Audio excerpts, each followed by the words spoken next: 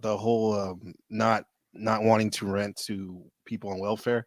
It's funny that I don't hear that much, but when I look at Black Twitter, I hear the one of the main, or used to be one of the main critiques about Donald Trump with the Central Park Seven, and how he demanded the execution of that 15-year-old boy who was proven innocent. I think it was. Remember hearing about that? No. Yeah, and supposedly there was seven black and Latino teenagers in the '80s that were accused of raping this jogger in Oh, okay. Central Park, and like I think Donald Trump like kind of took a campaign on like really trying to persuade the city to prosecute to the fullest these teenagers when there was a lot of not stable evidence about what really happened. But he was going like really hard on these kids and stuff. Yeah, and I think most of them ended up being acquitted after serving like a lot of time. Yeah. Yeah, I mean the whole connections from the Tucker Carlson had this whole idea where he was talking about white replacement theory, and then they got put on with the ADL. The ADL started going after Tucker Carlson. That's when he got off air and started going and heading to Twitter and started doing Hmm. a show on Twitter. Hmm. And now this Elon Musk guy is supporting uh Alex Jones and Trump. So I just think that the whole thing is completely 100% staged at this point, and the whole race angle is totally staged. Where they're having a interesting type of you know history with Trump and his dad being in the KKK, right? Hmm. Him having interest in literature with this idea, the whole idea of fascism, and you know the Jewish connection, with Messianic Judaism, is really all just very very fascinating. Where you know obviously we talked about many times on this show the connections between race and the Kabbalah, right? There's lots of racial theories and stuff with British Israelism and all these ideas that crop up in that. So that's connected to the evangelical Christian, and the dispensationalist views. Yeah, I don't think that that's really a coincidence. It's got to be something to that. That they're starting with the divisive aspects of the racial tendencies. You got the Jews at the centerpiece, and then you also have this tension going in where you have the Europeans and the evangelicals talking about who the real Jews are and all this type of stuff. Because one of the main concepts that came out of Alex Jones was pushing the Khazarian theory, just as Tucker Carlson was pushing the theory of the Schofield Bible. you know so it's very very interesting that they're pushing these very very fringe conspiracy theories about the Bible and the biblical history and all these ideas. Hmm. Obviously the whole thing in the Schofield Bible is that you know the Jews have to return to Israel for Christ to come back to convert the Jews, which is a total false eschatology that's there, uh, expounded upon in the Schofield Bible, right? And now even Tucker Carlson is commenting against it, which is interesting. You know what it seems like, Machine, that they're using that Schofield Bible mythos as a way of like kind of like camouflaging the point that a lot of these evangelicals they want that Armageddon. It's like their end. There's like their goal. And, their purpose is to be alive when this is going to happen. This war of Armageddon, and where is it supposed to take place over there? Well, so they'll probably use like a covering of this Schofield Bible, that Jews are going to convert the Christians in Israel just to get their Armageddon, their end times Armageddon. That's a theory anyway. Yeah. Yeah, it's interesting that this guy Steve Bannon, he's talking about Judeo-Christian, and they're trying to merge um, Jewish and Christian eschatology together, and then mask it with these, concepts on this political world stage. So that's what's really being used right now, especially the idea of this Schofield Bible, the Logos theology that was coming out of E. Michael Jones. I was saying that was just 5 years ago. It was really fringe, and now Tucker Carlson is talking about it. They're putting the whole blame on the Protestants, right? Whereas they're not addressing the root causes of the links between the Christians and the Jews, right? That they're exploiting to get to this stage, right? And also the link between Europe and secular humanism, which was brought up right at the time when the church was the ruling power in Europe, right? So all these ideas, it has to do with a fundamental concept, which is the Jews being brought back to the European countries, right, where they were expelled from them, right? We talked about that, about Cromwell, how he was like somebody who liberated the Jews. Actually, Trotsky compared, Lenin to Cromwell. I read that on my show before. Mm. Because Cromwell brought the Jews back to England, right? So these are all interesting things, right? That that we're looking at the wrong causes when they're talking about the Protestant Reformation and all of these ideas where the Christians want to blame.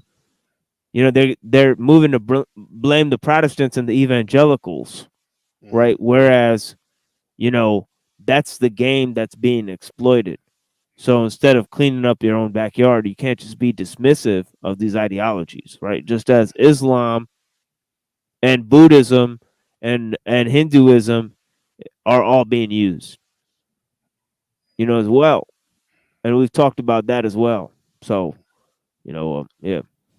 And that's some of the biggest criticism in house for in the Alex Jones for, with his fans and supporters is they go hard on him. Some of them, at least, there's a good number of them that go hard on him in the comments about not going deep enough down the rabbit hole and at least acknowledging the small hat influence. Yeah, You know, or the pseudo Lucifer, like the pseudo eschatology and the Luciferian, you know, uh, you know, sort of schema of this great awakening thing that they're pushing. mm, It's like great awakening, whereas they're not talking about tribulations and all of the stuff that's being talked about, during the apocalypse. Right? They're saying it's some kind of great awakening that's going to lead to some new age, mm, and that seems totally interesting. That's what Elon Musk has been saying, right? That's what Alex Jones has been saying. mhm. And now they're putting their political muscle behind Trump, where they're actually made Alex Jones a household name, Yeah, they did. just in 5 years. And then they have Tucker Carlson espousing the same conspiracies that E. Michael Jones was 5 years ago. Hmm. So all I'm trying to say is that the uh they're accelerating the psyops that they were running 5 years ago, to a grander scale. They're becoming a lot more visible.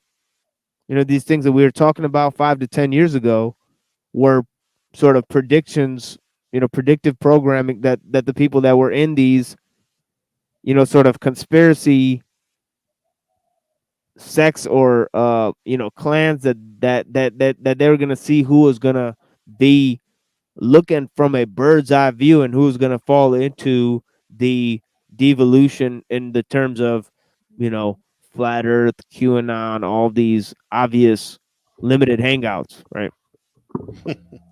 Litmus tests, all of them. Right. Yeah.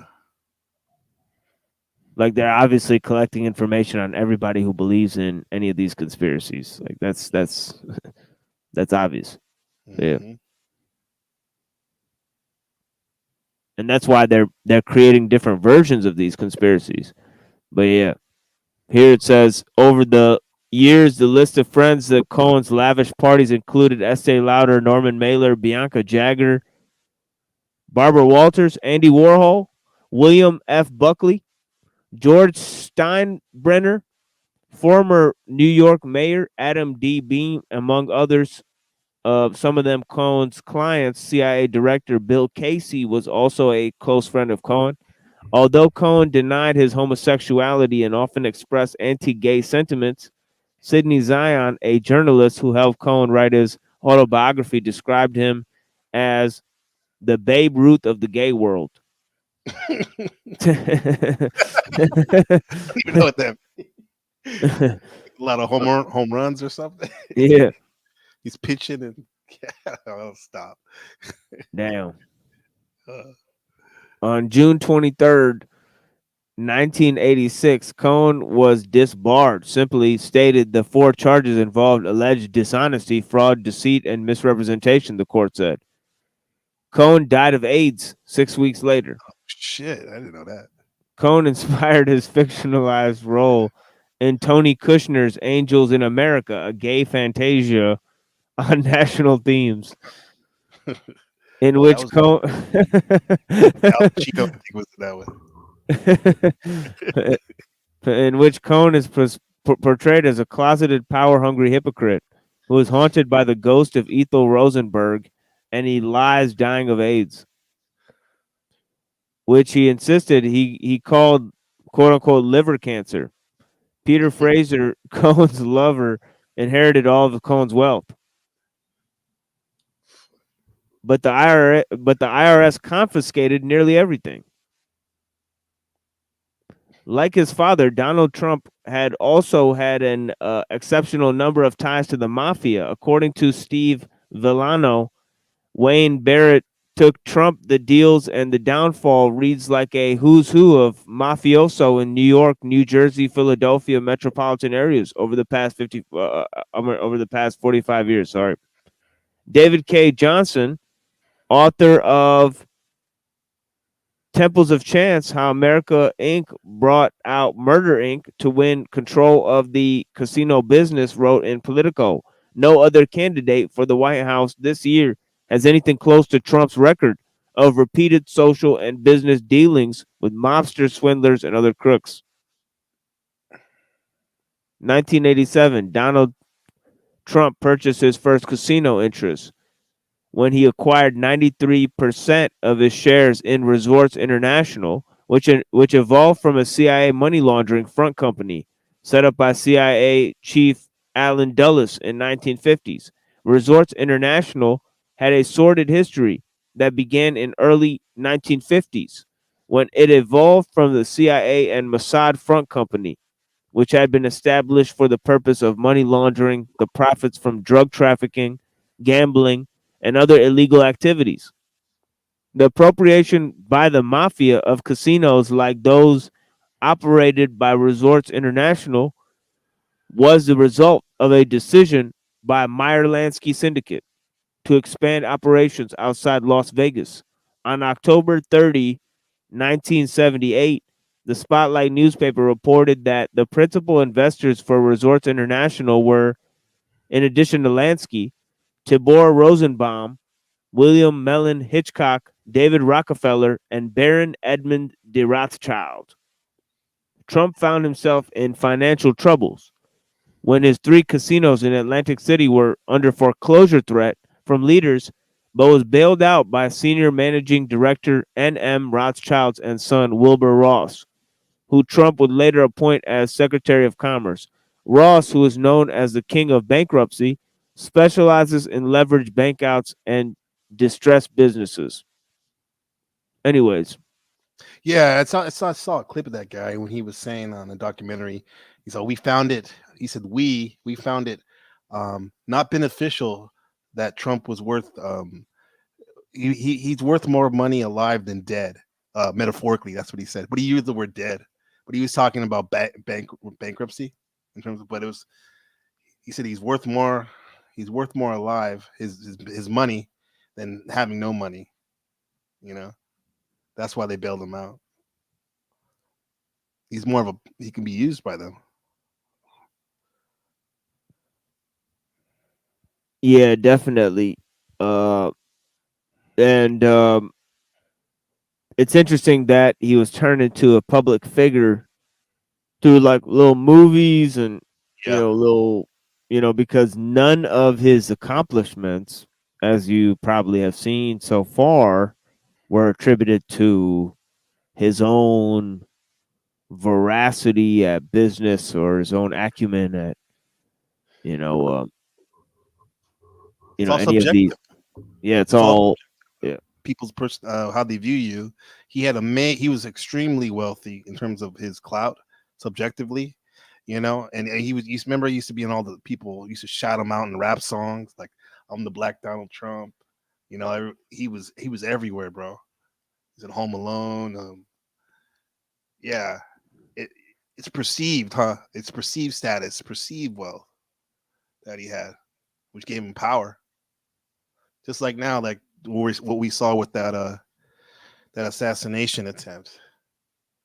More and more you look at it, the more and more it's come on, bro. How would they let those people up there take pictures like that?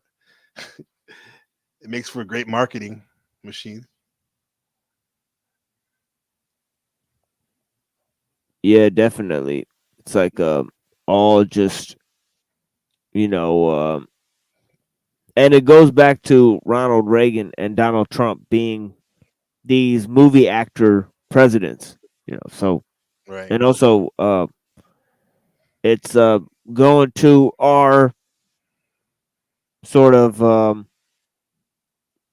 I don't really know how to transition this correctly to Dr. Kaczynski, but I'm just going to have to take a hard left and just go ahead and just move to Kaczynski at this point. Maybe I'll play a song or something like that. But yeah. I mean, what's the word I always like bring up with you, bro? Now, the word you got me with the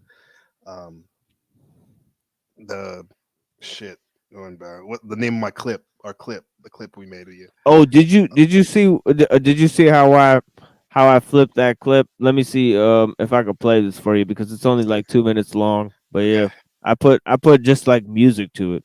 But yeah. Perfect. Oh, wow. But yeah. Give it some water. Yeah, I put like a little because I opened my show with this. Je ne sais quoi. Yeah, let me see if I could. I don't know why this is. Yes.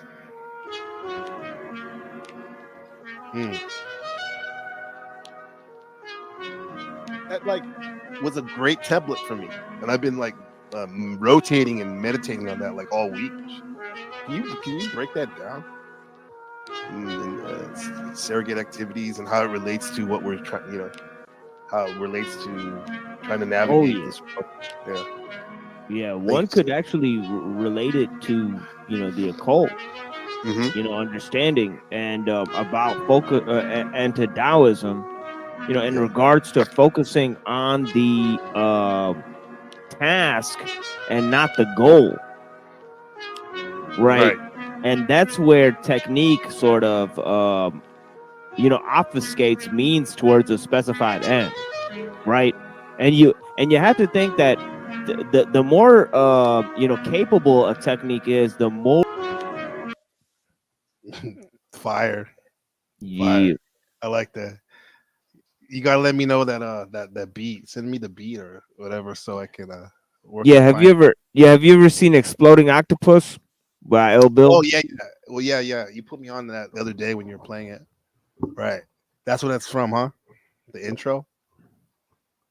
Exploding Octopus? Well, no, the beat, is that what that beat's from? No. Okay. No. This is the other Kaczynski song. I don't know if you actually saw me play this before, but yeah. This is this will be a good transition that we'll do until this song is over, then we'll start reading the works of Kaczynski. Thank you so much, guys. Let me remove it. Well, I don't know what that is. There's like a different screen there. Yeah, Man, this Streamlabs. thing is really tweaking today. But yeah, It's been yeah, all weekend, bro. Maybe it has something to do with that Strike Force shit. yeah. Strike Force, Uh, Space Force. you're just speaking too much truth, bro. Yeah, yeah. But thank you guys for joining us. Here we go with this, and then we'll move on to reading Kaczynski.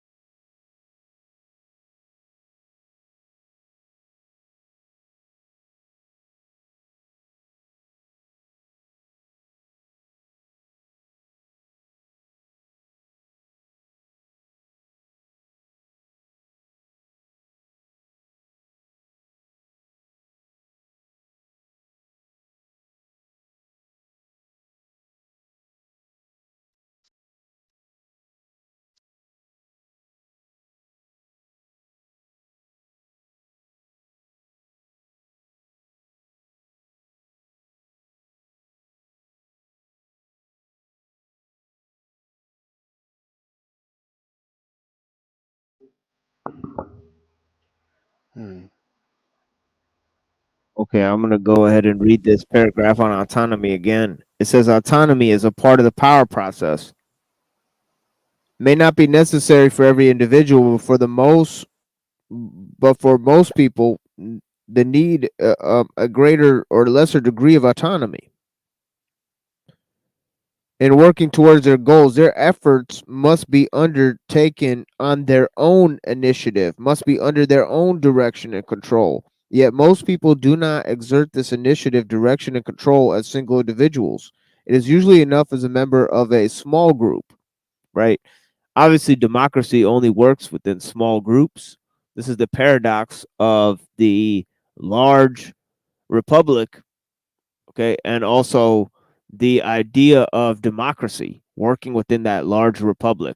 You know, they agreed that large democratic unions, you know, they cause faction to emerge, and they said faction was actually, you know, or you know, they really considered it to be parties. But yeah, faction was considered the death knell of the political system, right, back in the day. And they said democracy leads to factions. That was the danger of having democracy. Was that you would cause so many divisions within your society that it would break apart internally, right? But Right. anyways, People don't feel represented. A lot of large number of people feel left out. yeah. So the more and more people making decisions you add to the mix, the less and less there's autonomy within the decision making process. Right now, within a small group, it's possible, right? But then a large group, right, like a city, right? A city's decisions are largely autonomous of the people who live in that city. Hmm. They're governed by external forces, right?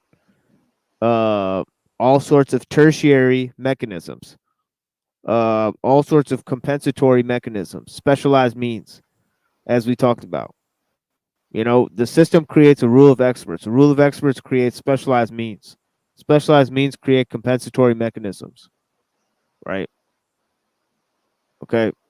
And pretty soon you need to create more experts to deal with those compensatory mechanisms, right? So pretty soon the whole idea of improving the process overtakes what you're producing at the end goal of the process. Right? The goals of the system don't become apparent, right? It's constant improvisation of means, right? And that's what technique is. Technique, as we showed in that little clip, is a concealment of means towards a specific end. You know, So, but yeah, machine. So this is when like when I was having a discussion with my friend yesterday about how it seems though we've been around for so long, but no matter who's the president, it seems like it's pretty much the same. What happens, with in our own lives per se. Is that because with the only thing that like the only thing that's actually changing really is the compensatory means, the way that's handled instead of the end goal.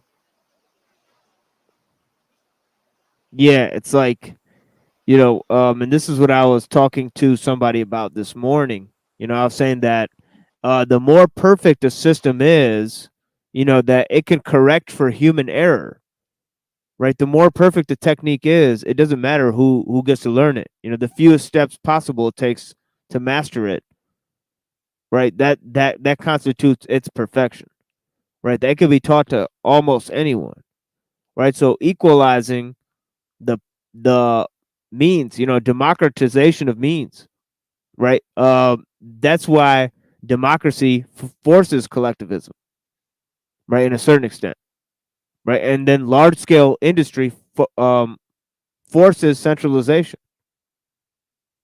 right? So it's all there, right? It's both collectivizing and centralizing at the same time,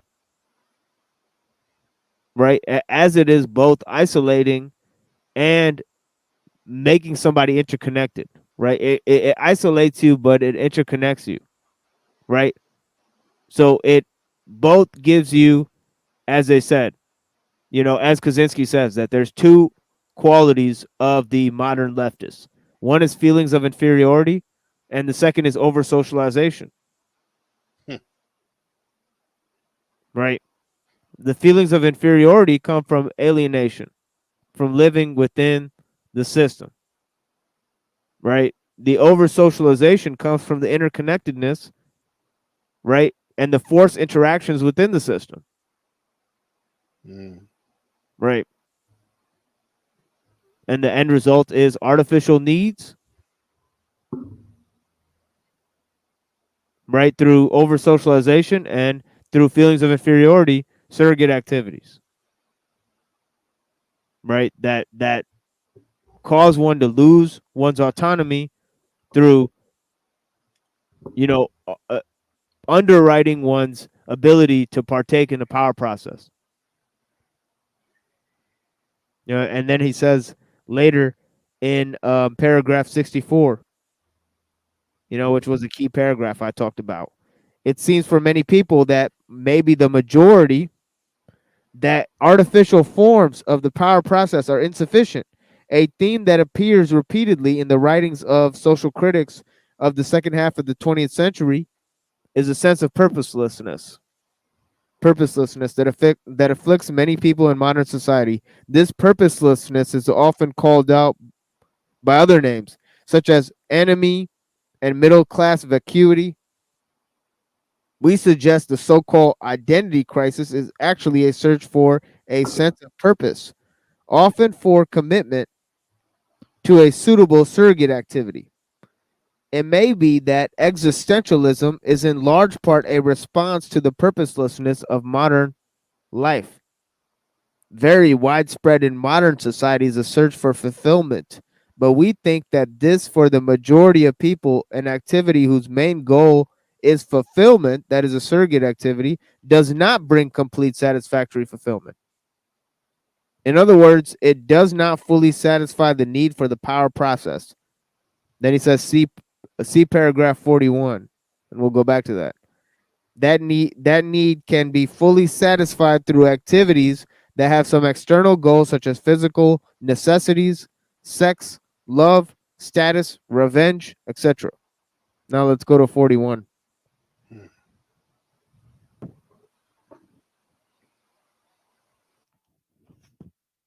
Now he says in 41, for many, if not most people, surrogate activities are less satisfying than the pursuit of real goals. That is, goals that people would want to attain, even if their need for the power process were actually fulfilled. One vindication of this is the fact that in many or most cases, people who are deeply involved in surrogate activities are never satisfied, never at rest. Thus, the money maker constantly strives for more and more wealth. The scientist no sooner solves one problem than he moves on to the next. The long distance runner drives himself to run always further and faster. Many people who pursue surrogate activities will say that they get far more fulfillment from these activities than they do from the mundane, quote unquote, business of satisfying their biological needs. But that is because in our society, the effort required to satisfy our biological needs has become reduced to triviality. More importantly, in our society, people do not satisfy their biological needs autonomously, but by functioning as parts of an immense social machine. Okay. Now I'll go to paragraph 66, and I'm jumping around quite a lot, but just to make a point. He says in 66, today people live more by virtue of what the system does for them or to them than by virtue of what they do for themselves. And what they do for themselves is done more and more along channels laid down by the system. Opportunities tend to be those that the system provides. The opportunities must be exploited in accord with the rules and regulations. The technique prescribed by experts must be followed if there is to be a chance of success. Okay. And later he quotes Philip B. Hayman.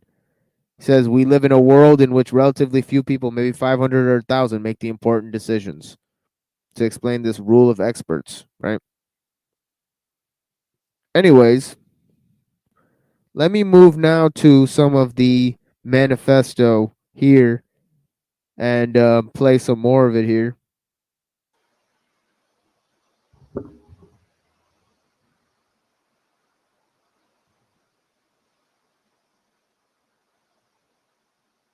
And we'll get more into what Dr. Kaczynski is talking about, life in modern society, life in primitive society, how people adjust to the power process and their need to fulfill their need to fulfill the power process. And yeah, and eventually he gets to the idea of where science and technology is headed. So that's going to be a interesting. That's really my favorite part is when they get into paragraphs 80, where he starts talking about the motivations of scientists and where the system is headed. Paragraphs 80 and past 100, it really gets cooking on some very deep truths that people need to acknowledge. And it's already been a very long time here covering some of this stuff. So I'm gonna just play a little bit of this, and then I'm gonna play some old material we have from London McLovin, where we talked about space, the space conspiracy, how it's fake and gay.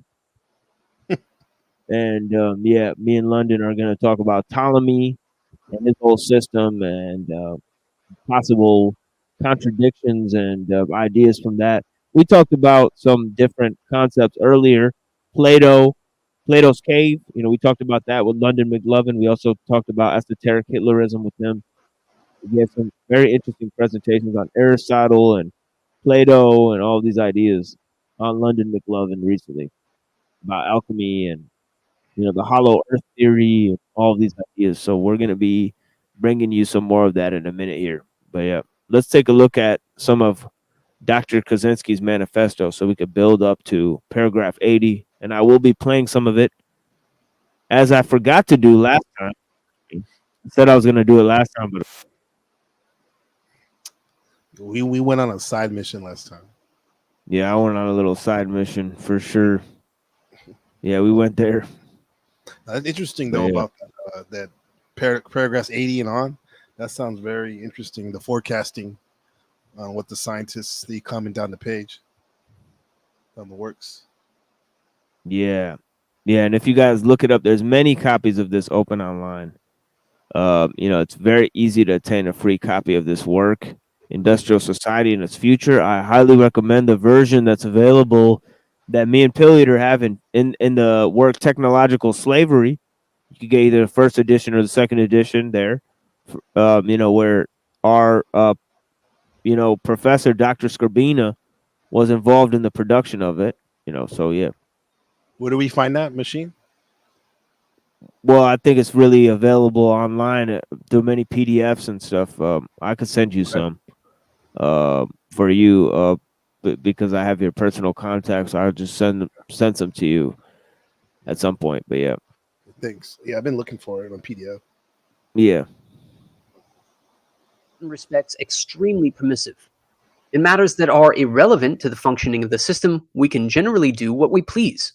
We can believe in any religion we like, as long as it does not encourage behavior that is dangerous to the system. We can go to bed with anyone we like, as long as we practice safe sex. We can do anything we like, as long as it is unimportant. But in all important matters, the system tends increasingly to regulate our behavior. 73. Behavior is regulated not only through explicit rules and not only by the government. Control is often exercised through indirect coercion or through psychological pressure or manipulation, and by organizations other than the government or by the system as a whole. Most large organizations use some form of propaganda to manipulate public attitudes or behavior. Propaganda is not limited to commercials and advertisements, and sometimes it is not even consciously intended as propaganda by the people who make it. For instance, the content of entertainment programming is a powerful form of propaganda. An example of indirect coercion. There is no law that says we have to go to work every day and follow our employer's orders.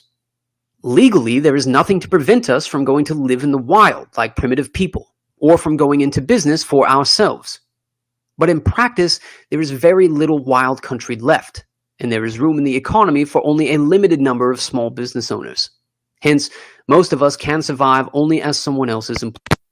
Now, it's interesting that for Kaczynski, the ideal, the counter ideal of wild nature is the antithesis of the technological system. But when you get to Ellul, his idea of how nature and technology function is more of interestingly symbiotic format, right? And then when you get to the thoughts of Dr. Skrbina and he talks about the metaphysics of technology, then nature and technology, the line seems to get very, very blurry. And he even critiques Ellul and Kaczynski for drawing too sharp of a line between those two things and sort of not dealing with the problem as it really is, which is that nature and technology are often very, very similar because of this idea of creativity in the mind, right? But yeah, that goes to a whole other idea. Can nature function as a counter ideal to technology? Now, we have always presented certain, you know, ways to look at alternatives. Obviously, we want to mitigate the effects of technology in our lives, right? So we on our show have pointed out certain alternatives. Now, we're going to give a series of presentations on the food system and the dangers of, you know, radiation and all those ideas. We've done some of that in the past, but yeah. Yeah, technology and nature, they're enmeshed, right? Basically, you really can't separate that. Yeah, so it'd be interesting in the demarcation line and how we can establish, you know, it would have to be in an ideological way, you know, somehow. Mhm. But part of the problem is our religious idea, you know, of Right. the otherworldly, you know, the separation of man and nature. So yeah, there's this whole idea that, you know, and actually Alul talks about technique being that human society is something that piggybacks on nature, and then technique is something that piggybacks on human society that sort of undercuts human society's connection to nature. So he has this very interesting way of looking at it. You know, Alul is a very complex thinker that influenced, you know, Dr. Kaczynski, you know, especially, and you know, and also Dr. Skrbina. So, Employee. and actually, we're actually looking at technological slavery and the work of Dr. Kaczynski, so we can get to the works of Alul. So we're slowly, you know, we gave an introduction to philosophy, introduction to theological problems and issues, and many different discussions on those. Uh, as we said, we've been streaming now for only a year, but we've had some powerful conversations in that time. You know, we're going to be releasing some more of our interviews that we've done around the internet with some of our friends, Neurojack and Trad Culture, and also some of our people that we no longer work with here. But yeah. 74. We suggest that modern man's obsession with longevity and with maintaining physical vigor and sexual attractiveness to an advanced age is a symptom of unfulfillment resulting from deprivation with respect to the power process. The midlife crisis also is such a symptom. So is the lack of interest in having children that is fairly common in modern society, but almost unheard of in primitive societies. 75. In primitive societies, life is a succession of stages. The needs and purposes of one stage having been fulfilled, there is no particular reluctance about passing on to the next stage. A young man goes through the power process by becoming a hunter, hunting not for sport or for fulfillment, but to get meat that is necessary for food. In young women, the process is more complex, with greater emphasis on social power. We won't discuss that here. This phase having been successfully passed through, the young man has no reluctance about settling down to the responsibilities of raising a family. In contrast, some modern people indefinitely postpone having children because they are too busy seeking some kind of fulfillment. We suggest that the fulfillment they need is adequate experience of the power process, with real goals instead of the artificial goals of surrogate activities. Again, having successfully raised his children, going through the power process by providing them with the physical necessities, the primitive man feels that his work is done and he is prepared to accept old age, if he survives that long, and death. Many modern people, on the other hand, are disturbed by the prospect of physical deterioration and death, as is shown by the amount of effort they expend trying to maintain their physical condition, appearance, and health. We argue that this is due to unfulfillment resulting from the fact that they have never put their physical powers to any practical use, have never gone through the power process using their bodies in a serious way. It is not the primitive man, who has used his body daily for practical purposes, who fears the deterioration of age, but the modern man, who has never had a practical use for his body beyond walking from his car to his house.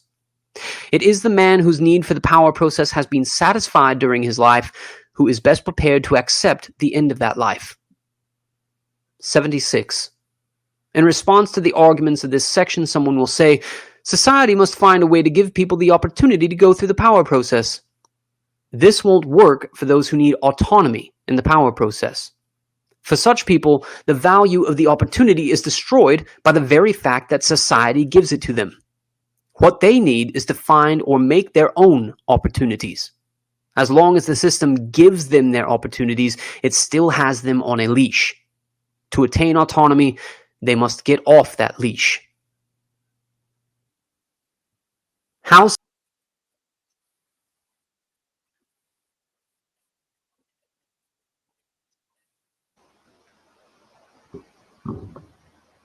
Okay. Yeah, so that's pretty much all we have with that for today. But yeah, thank you for joining, Neural. Yeah, only 8 hours too late, but It's all good. but No worries. but no, but that's one of my favorite parts of Teddy's writing, and this is kind of giving me flashbacks because this is how I read Teddy K was listening to this dude. So and I think the whole like the power argument that he makes is one of the best arguments that he actually makes for pro human future, I guess,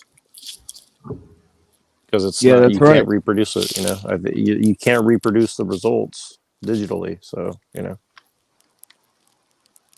right. Yeah, he's got a strong position there where he's talking about how people are um taught by the system that their biological functions are basically unnecessary. So the whole idea of self-preservation and all of the biological needs are served to you by those experts. So they're procured by people you'll never actually see, including the formula for your children, to grow up and all that type of stuff. So there's all these ideas where, you're taken out of, you know, the the ability to actually make a choice, to where, that's where autonomy becomes very apparent, loss. And yeah, I mean, Kaczynski likes to focus on these ideals like nature and freedom, which is very interesting. It's something that the common person would really understand. Those are things that common people actually prize a lot.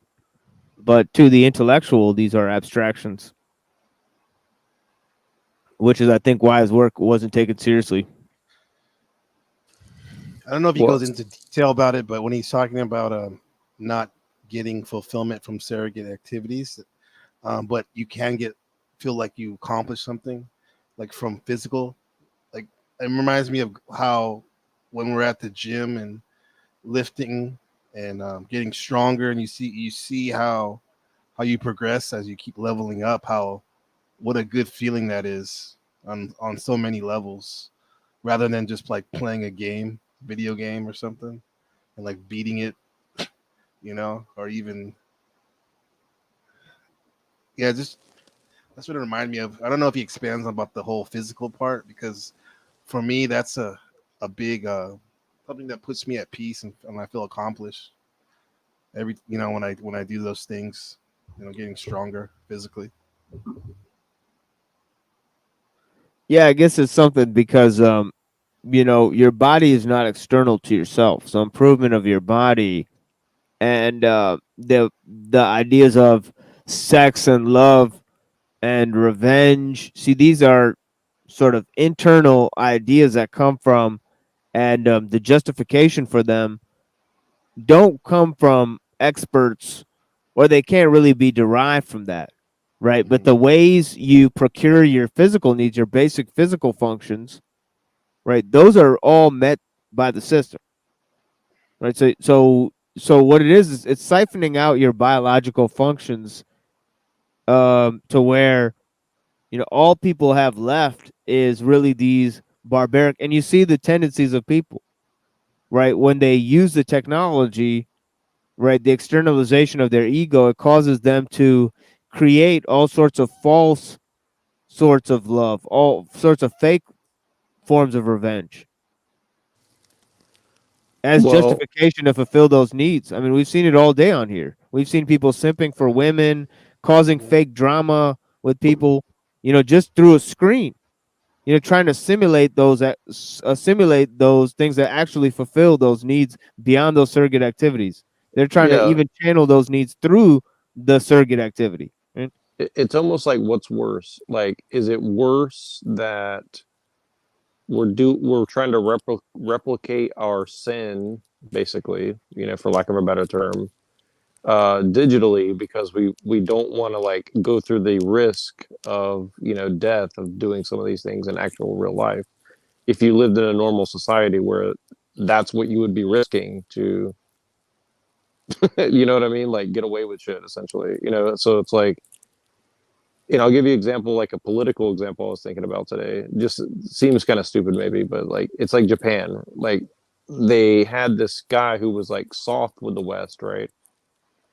And then they got rid of that guy, and then now Japan is obviously being punished financially, right? So my point is like, just like here in America, like we're so proud that we have a Trump or someone in power, right? Because it makes us feel as if we have some power, right? And instead, we spend so much time trying to feel as if we've accomplished something when we actually have no leverage to accomplish that goal that we think that we're trying to accomplish, right? So it's like the path of least resistance is what comes to mind to me. It's like if you don't have a clear like view of the terrain that you're trying to go across, well, it's kind of difficult to make a real decision, so I think that's kind of why you're seeing all these people, like they're giving you, like, whoever it is that's in control or whoever wants to be in control would have to think along the terms of, how do I get people engaged in this activity that will make them feel as if they're accomplishing their goal, meanwhile they're accomplishing my goal, right? I mean, that's, you know I think that's kind of what I see is what's going on. I mean, is it not only about control? Maybe, but if you want to gain any control, you have to think in those terms, because that's how people who have leverage think. And it looking at it from a biological level, like, okay, if I'm out in the jungle, I have to have an upper hand, or the bugs are going to kill me, or the disease is going to kill me, or something, right? So I'm just saying, like, it doesn't matter the context, it just matters the reality of the situation, right? I mean, if the goal is just to survive and have kids and all that, then that's one thing. But if it's to actually, like, you know, gain some leverage over your environment long term, or for your kids, or for your God, even, then how are you gonna do that, essentially? Would that be considered when people say it's better to thrive than to survive? The thriving part is the second part of what you mentioned. That's a good way to put it. Yeah, I didn't think of that, but yeah, it makes sense. Yeah, and I think that's the other thing is, like, you have to strive to survive. Like, I saw Owen Benjamin did a good joke today. He said, "I predict that Trump will go to prison and then write his Mein Kampf version of all his woes and everything, because people can empathize with that. That's the joke, you know what I mean? It's like people want to.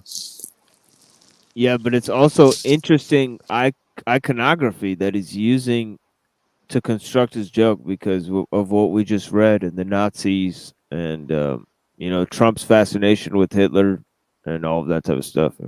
Yeah, he's a Bavarian, and look, I've met people from Bavaria. They literally think of them. They think of me, Mr. Mustache, as their little uncle, right? Like, And also his German background that he tries to hide.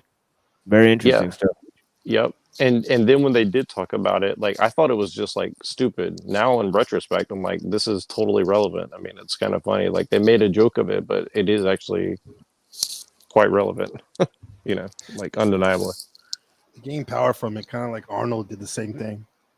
I mean, he wasn't president; he was governor of my state, but he definitely found inspiration from the Yeah, Austrian pain. dude, he was wearing like literal SS like rings as he was governor, and people just thought that was like Photoshop or something. So I mean, That's the talisman, definitely.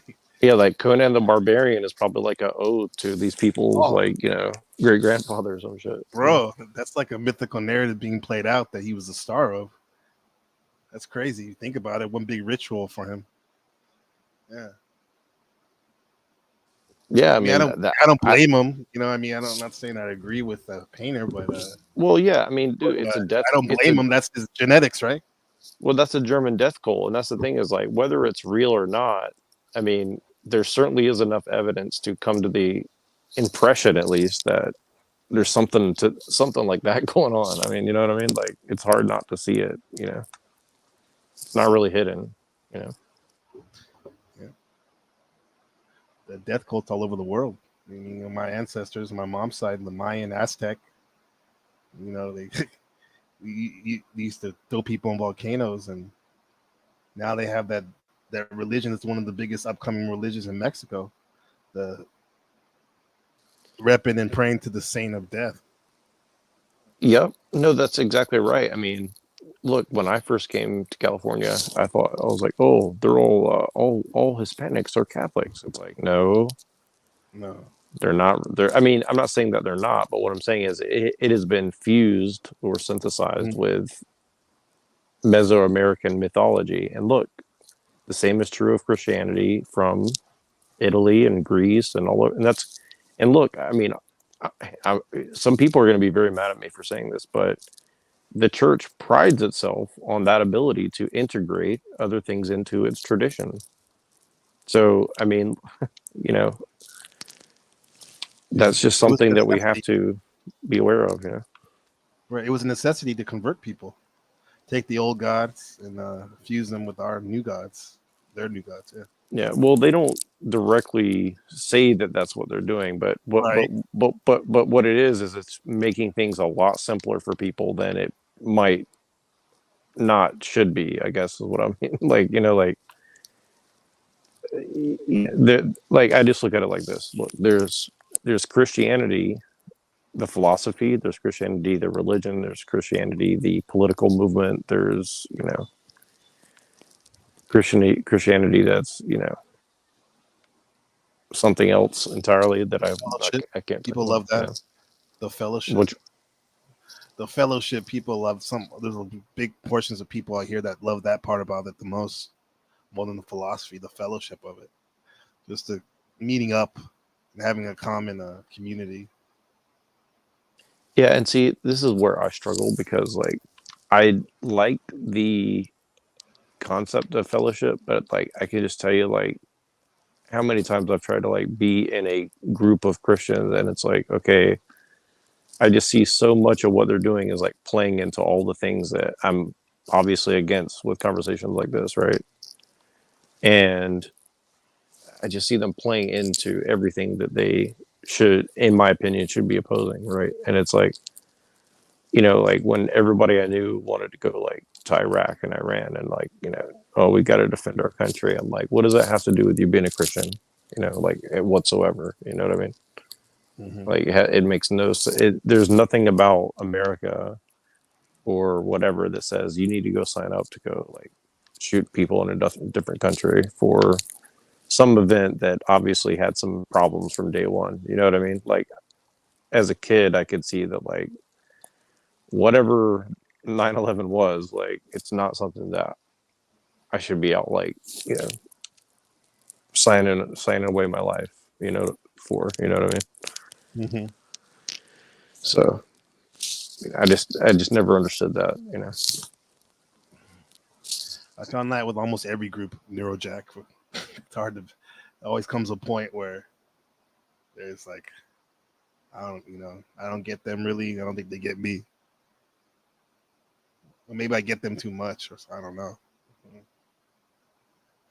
Yeah, that's a good way to put it. For real, like the getting somebody too much. See, like you represent a Cali mentality very well, in my opinion. Like I can definitely tell Yeah. you're from here because you have a very like accurate thing because you just say it like very plainly, but it's like which is kind of a southern thing too. It's kind of funny.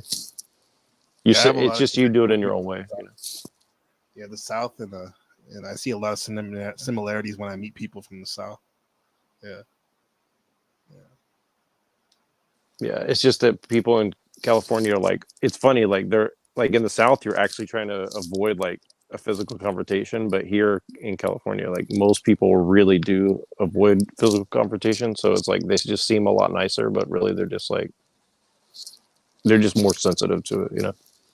You know what? Maybe it's part of that over socialization because I mean, growing up in the Bay, uh, definitely liberal central, which is conducive somewhat when you're younger to quote unquote being open minded to things. However, it's just gotten out of hand, super out of hand. Yeah, no, and like I can see it. Like for me here, it's like a lot of the young guys are like they're really aware of what's going on, but like they're just terrified of like the consequences of saying what they're thinking. And actually, a Right. lot of women, actually, to be honest with you, like I would say even more. I think there's more women aware than men. Personally, that's my personal opinion.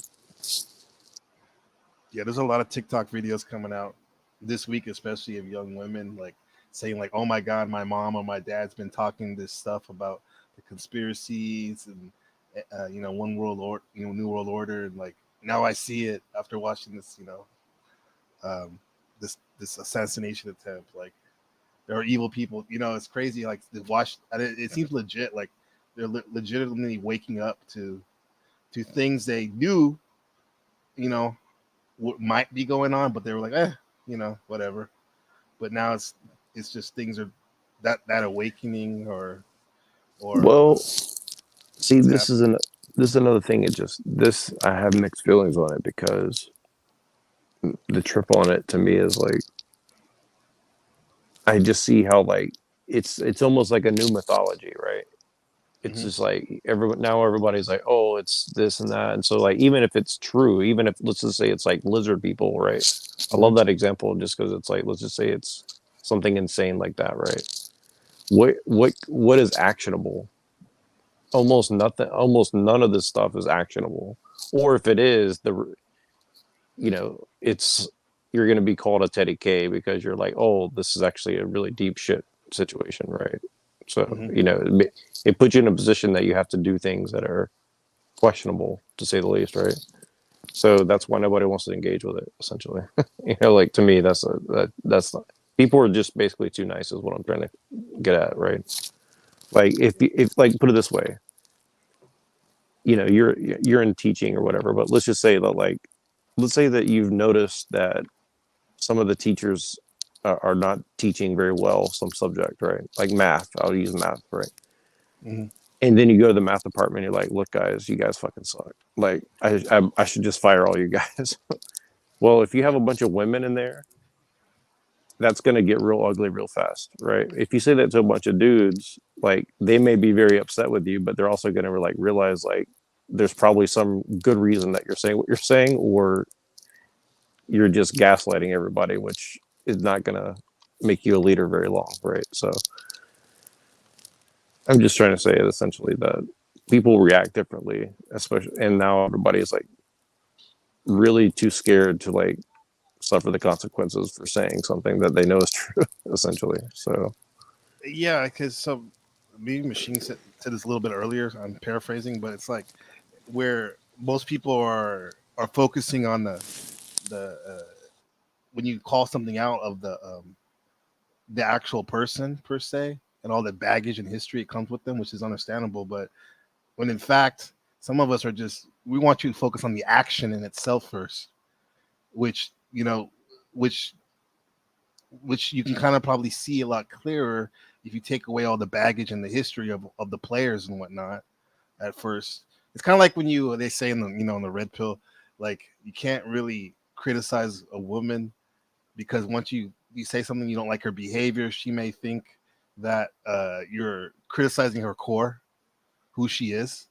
When in fact, some people maybe just I don't like this what you did right here. Maybe let's see if we can work on it, whatever. And I see that type of mentality kind of with a lot of people. Well, yeah, and I think I'll just use that example really quick because like I think that the whole men and women thing is like really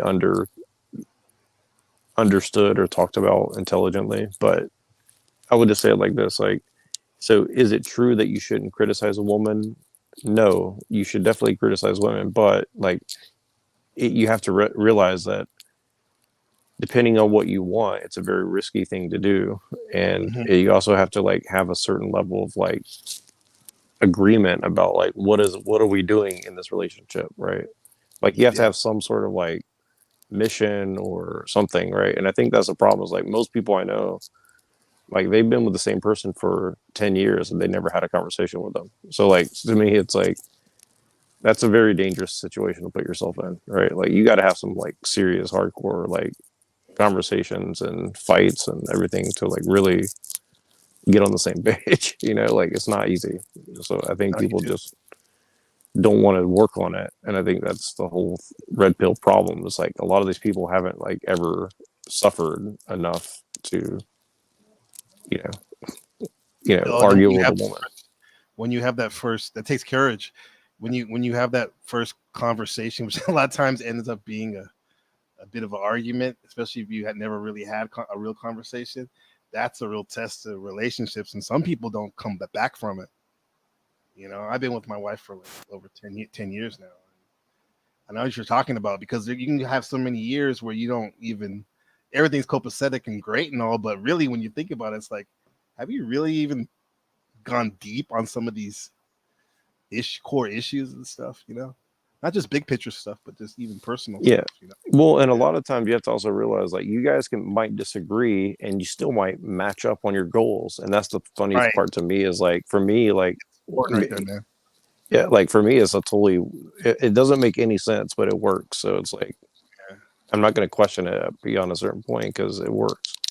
And like, I can tell you as someone who's tried, most people this ain't going to work with, right? So that's just like, it's kind of an interesting experience in the retrospect because it's like, if you interviewed 100 people for one job and only one person could have possibly done the job, well, you're very happy that you found that one person because it was kind of like hell to find that one person, right? So, and I think that's the problem right now is like a lot of people are saying, oh, just be with one woman and just marry her. It's like, well, I think that the average person is not going to have a good situation if that happens to them, right? Not even an exceptional person sometime, man. You can prepare yourself with all the male female sexual dynamic evolutionary psychology and have all the money in the world, but I don't know, man. It's a experiences. Yeah.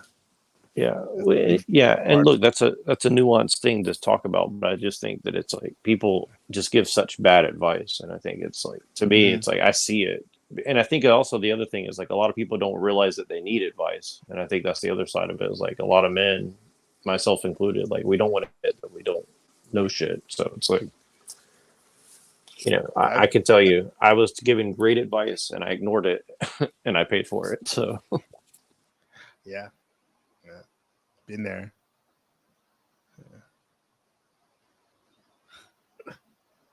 Yeah, I don't know. I'm just tripping. I don't know. It's just funny because that's really what I see the whole digital shit is doing is like it's really robbing people of like anything real, and like I know again from bitter experience, like I'm experiencing it. That's why I know. So it's like you're kind of severed off from like each other, and you have to work very hard to come back into the real world. And I think that's what I see is like this thing is like a void. It's kind of like just sucking everybody right in, Yeah. And I'm glad I met you guys when I did, because I mean I've been on this path, like I guess of trying to see what's really going on for a long time. and been in the esoteric world, all kinds of different things. But I stopping out this whole like technocratic like transhumanists like you guys. It's just a really interesting spot, and I'm glad I'm here because I might be even older than most of you guys, but I feel like you guys are so smart, and I'm just happy to hear your ideas and stuff and see if I can exchange notes with what I got. Because this is a new territory for me. It's interesting. It's an interesting time. Thanks for the space, Machine and Narrow Jack. Appreciate you. For sure. Yeah, we've been here for a year, and lots of pushback, lots of oh man, lots of copycats, imitators. There's been interesting dynamics. We've sent people into different communities to talk about things, to unleash certain forms of information. I know Neurojack has went into different communities and dropped truth bombs and just straight up been silenced. We've screenshotted everything. It's all in the files. But yeah, it's funny. The types of information we've collected about these different panels and the different situations that are going on even still. So we we know what's going on out here, in terms of who's online, what their motives are, way more than most people are presenting.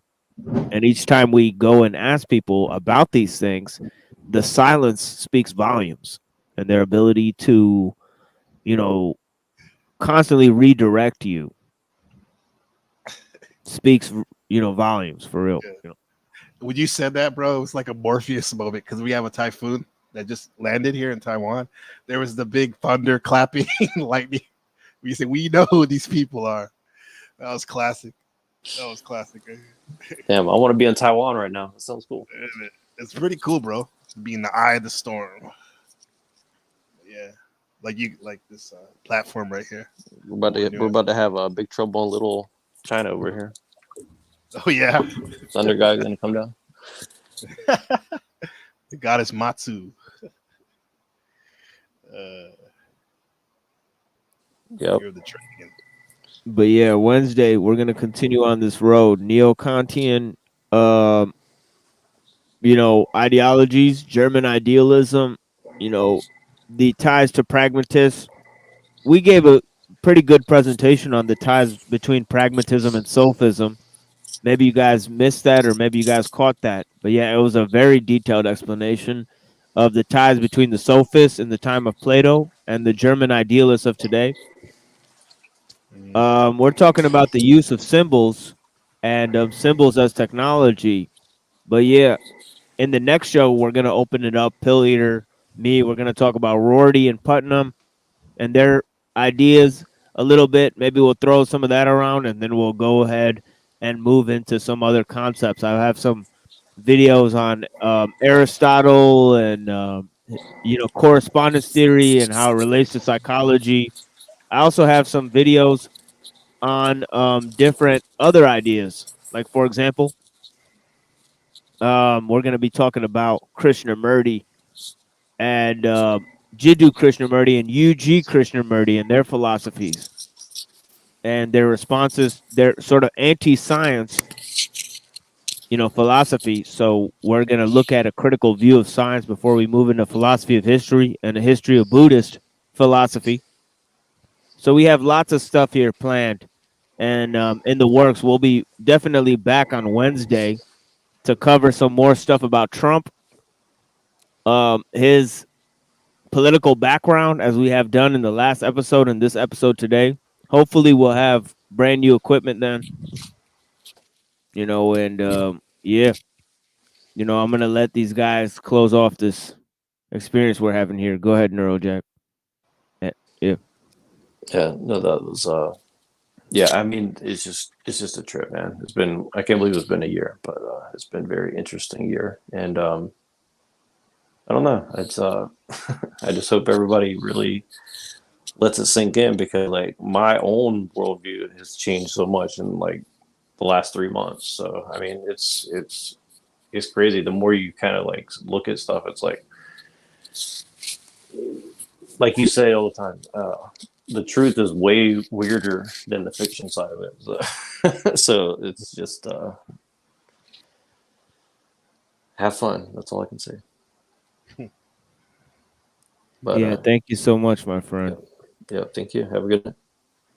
Yeah, it's been a pleasure with NeuroJack. You know, me and him started this idea. He was in the Made by Jim Bob community. I was in the Crucible community, and there we met after I did a debate on technology with Andrew Wilson. So yeah, since then I started streaming here.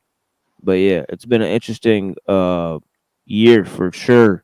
Lots of difficulties for sure. But yeah, you know, I spent most of this year alone, just definitely very little resources, you know, compiling material to write my second book. But yeah, I'm so glad to meet our new friend here, Gabriel. Let him know some of your wisdom, my brother. Man, just you and Neurojack, and then me. You guys are old friends. I'm a new friend. Good friends are worth more than gold, my brother. And I mean, just like what's happening outside with this extreme weather over here. There's extreme internal process going on of transformation, and definitely it's been your platform and meeting you and your crew has been a special moment for me. And bro, I'm just blown away, bro. I have 2 ears and 1 mouth, and I'll listen to the homies speak, because y'all be blowing my mind all the time. I've only been here like for 3-4 weeks, so I'm that's amazing how you guys had your year, and you fought through and got stronger and stronger. You know, like fucking really dunking on these people and putting out these concepts. And now you have another ally in me, bro. Whatever you need, I'm always here. I really mean it, bro. Yeah, definitely. Lots of material there in terms of the year we did. You know, from the very first presentations, you know, I gave a episode of NeuroJack talking to the Provo child over a year ago, and he was telling him what was coming down the pipe in terms of politics and the world that's going on today, right now, about Christian nationalism and all of this type of stuff, the connections between Elon Musk and Tucker Carlson and all these people, and what was really going down for the next entire year. NeuroJack had already covered it, you know, on a show that they took down. You know, so we've done so many shows. They've taken most of them down. You know, this is really what it is. You know, over that year, I saved a lot of those recordings, and just to show people what we've got. You know, I replayed some of that the other day. Once in a while, I'll replay some of that stuff just to let them know that we got those tapes. You know, so they don't have to worry about it. You know, we remember everything that happened. You know, between us, friends, and yeah, we really appreciate you guys' time here with us. And yeah, this is going to be free moving forward, donation only. You know, and we don't ask for donation, even though I'm basically poverty stricken. But yeah, anyways, you know, I do love my life. I love my wife, and I love my family. And you know, I'm not a person who needs anything from anybody, but I do appreciate everyone who is here trying to earn what I have, and so I could teach you guys mainly for free out of the goodness of my own heart. You know, so that's what I like to do. You know, for you guys moving forward on Wednesday and Saturday. I will be back on Wednesday night, but on Tuesday night, hopefully, you know, we'll premiere some more of our talks with our friends to commemorate our year long of streaming. So we'll be bringing you guys some extra stuff.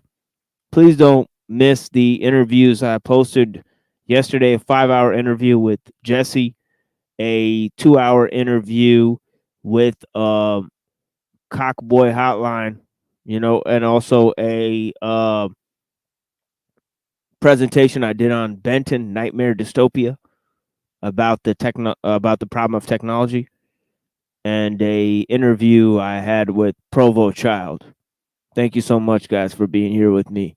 I greatly appreciate you guys' time, and even I greatly appreciate those people I just mentioned for giving me the space when they did. No hard feelings, brothers. I know they like to have petty quarrels, but yeah, the real thing is that I enjoyed my time here with all of you. So yeah, thank you for joining me here on the Machine Lives, where we talk about the lies of the machine on the machine that lies. And I hope you guys have clarity to see through the lies.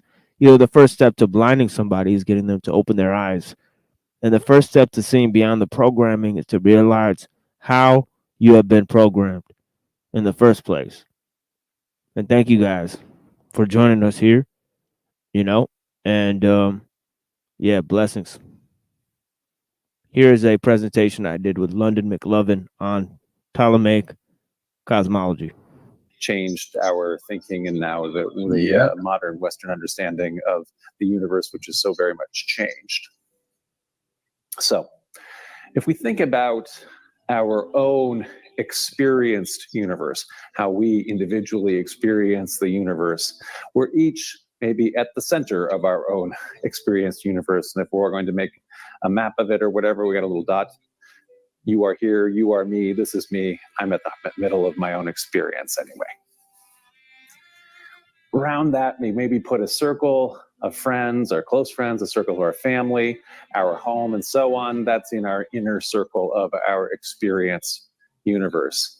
Then we have work, our neighborhood, our circle of coworkers, and so forth.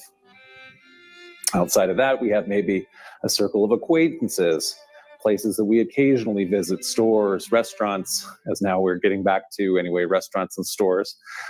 Once again, within a wider circle is your circle of strangers that you encounter, our city or region that we wander around in, but maybe don't spend as much time in as we do in the inner circles.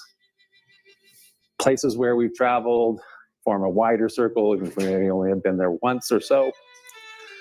And finally, there are places that exist that you'll never personally visit, but nevertheless, you understand that they exist through media and other images and so on, stories. Okay. So, although our planet is at the heart of our experienced universe, we now understand that it's actually more peripheral to the universe than humans can even readily imagine. So Earth is not the center of the universe, even though it's the center of our experienced universe. Indeed, as we understand the magnitude of the solar system, Earth is kind of a little planet, and it's kind of close into the sun relative to the larger gas giant planets that are out there. And indeed, then the whole mass of the solar system, with the different kinds of the comet belts and the ice planets and so on, like Pluto, that aren't real planets anymore, and so on. And nevertheless, that solar system is in a neighborhood of stars that increasingly we find have planets around them, and we've discovered all kinds of other planets and solar systems, and so we understand that we're in just one little solar system among plenty of other solar systems. These are the stars that everybody visits in science fiction, things like Vega and Sirius and so on, because, and then they're known because, anyway, that they're the closer ones that we can see, and so therefore they have names. Nevertheless, probably because those stars, in a lot of cases that are close by and are bright, like Vega or something, they're much less likely to have planets that are habitable in the same way that we understand that the Earth is, because different kind of star and so forth. Nevertheless, Vegans are where a lot of times where people are from, the aliens are Vegans and so forth. All right, that little grouping of stars, though, that are nearby to us, relatively nearby to us, is just the tiniest fraction of the stars that are in our Milky Way galaxy, which is impossibly large to comprehend. And so when a science fiction like Isaac Asimov contemplates a galactic empire and so on. He kind of is writing those stories long before people really had a sense of how big the galaxy is. And so even though maybe he has a little bit of a sense of it, just the idea of it, the magnitude of how many stars and so on, it's really hard for us to even grasp, how immense just our own little galaxy is, much less the fact that it's only one galaxy. And so in the local galactic group, there's all of these galaxies. We know the Magellanic Clouds and so on, and the Andromeda Galaxy, which we can kind of see obviously as a close galaxy that is similar to the Milky Way galaxy. And so often, again, in science fiction, aliens are going to come from Andromeda to conquer our galaxy. It's a pretty long way for them to get here, actually. Okay, but our local galactic group is just part of a supercluster of galactic galaxies, and you know where this is going. In other words, that group of galaxies, there's so many more galaxies in the supercluster. The supercluster itself is only one of the superclusters that we can identify all around us. And these are all now galaxies, not stars, that we're seeing. To the point where we get to the observable universe. That is not the known universe, but the observable universe of some 46.5 billion light years across, and which with the Hubble telescope has found like 2 trillion, or actually that number keeps going up, how many galaxies that we've been able to identify. And so again, despite the fact of how many, which is thinking again, how big our solar system is, how little our planet is in it, how many solar systems there are in a galaxy, how many galaxies there are, it starts to be pretty crazy how immense the cosmos is compared to how anybody would have ever imagined it just a few hundred years ago. All right, so all of that we're even seeing in terms of the components of our universe, we're really looking at things that we can see and detect in terms of like atomic matter and so on. And so that's still only like 5% of what we know makes up the universe, with much larger percentage being composed of both dark matter and dark energy. So in other words, there's other components of this that are even more vast than what we can see and observe and experience in the kind of way that we even tend to think about. And of course, because of that dark energy, we have found out that the universe is expanding, and it's actually expanding at an accelerated rate. And so this diagram here represents essentially the universe starting at a big bang and moving out timeline-wise to the right. And essentially this massive rapid expansion when everything is changing at an incredible rate at the very beginning. But I'm confused there. When he said moving to the right, if it's a big bang, surely it would ripple like 360. Yeah, that's another problem, is like where they get their sense of direction from in space. Yeah. Like, how do they know which way something's moving? It actually, moving from where, it just kind of underlies the point that most of this is based on the Kabbalah, right? Yes. Because the Big Bang itself, it had to come from nothing, or a very small something. That's what they say on record. They said that stupid shit. What, a very small something? Yeah, very small something. No I way. think that was Lawrence Krauss that said that. Yeah, it's a totally moronic line. And Lawrence Krauss, the thing about him is that he's an Ashkenazi Jew, right? And the physicists, they came up with that from the Kabbalistic science, because they had to produce the universe ex nihilo. There's a term called ex nihilo, from nothing, right? So they had to explain science in those terms, and then they talk about the expansion of the universe. They only came up with that because they had to add the space-time curvature. And the way they added that was because they noticed gravity, right? And the whole idea of gravity, if you look at Newton, he got it from the Kabbalah. because he's talking about this idea that God drew back in order to make room for creation. This idea is called Tazim Tazam in the Kabbalistic idea. And then the idea of dark matter, that there's something like an inexplicable light that basically is surrounding God, right? So you can't actually see God. It's like it's covered in like darkness, like unexplainable darkness, triple layers. And that's basically the dark matter, you know. It looks like it's the dark matter, you know, where there's an Oh. infinite veil between ourselves and like what's really going on, you know. That's interesting. I mean, even when I do hear of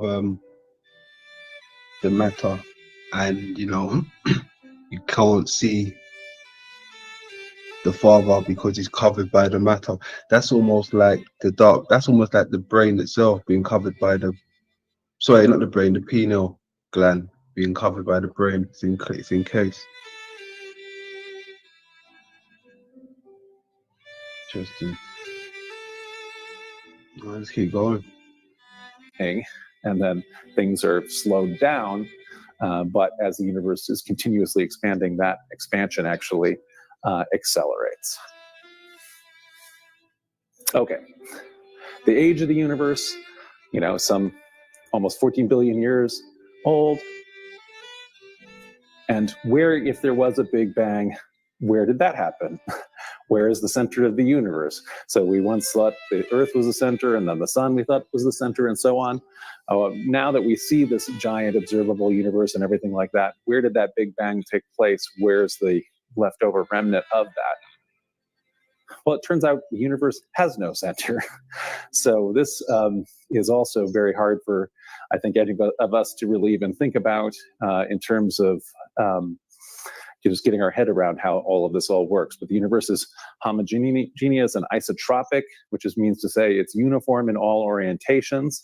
And so on all scales larger than superclusters, which means that there is no center. So the universe is all expanded out and is expanding from itself and each other. Okay, so in the past, now as we kind of look, that's how we understand. Look, that's a contradiction inherently, because he just said it has no center, but then it's expanding out. Expanding out from where? From what exactly? You know, I mean, And you know what's crazy about that? He's speaking about there's no center, right? And look what's right behind him.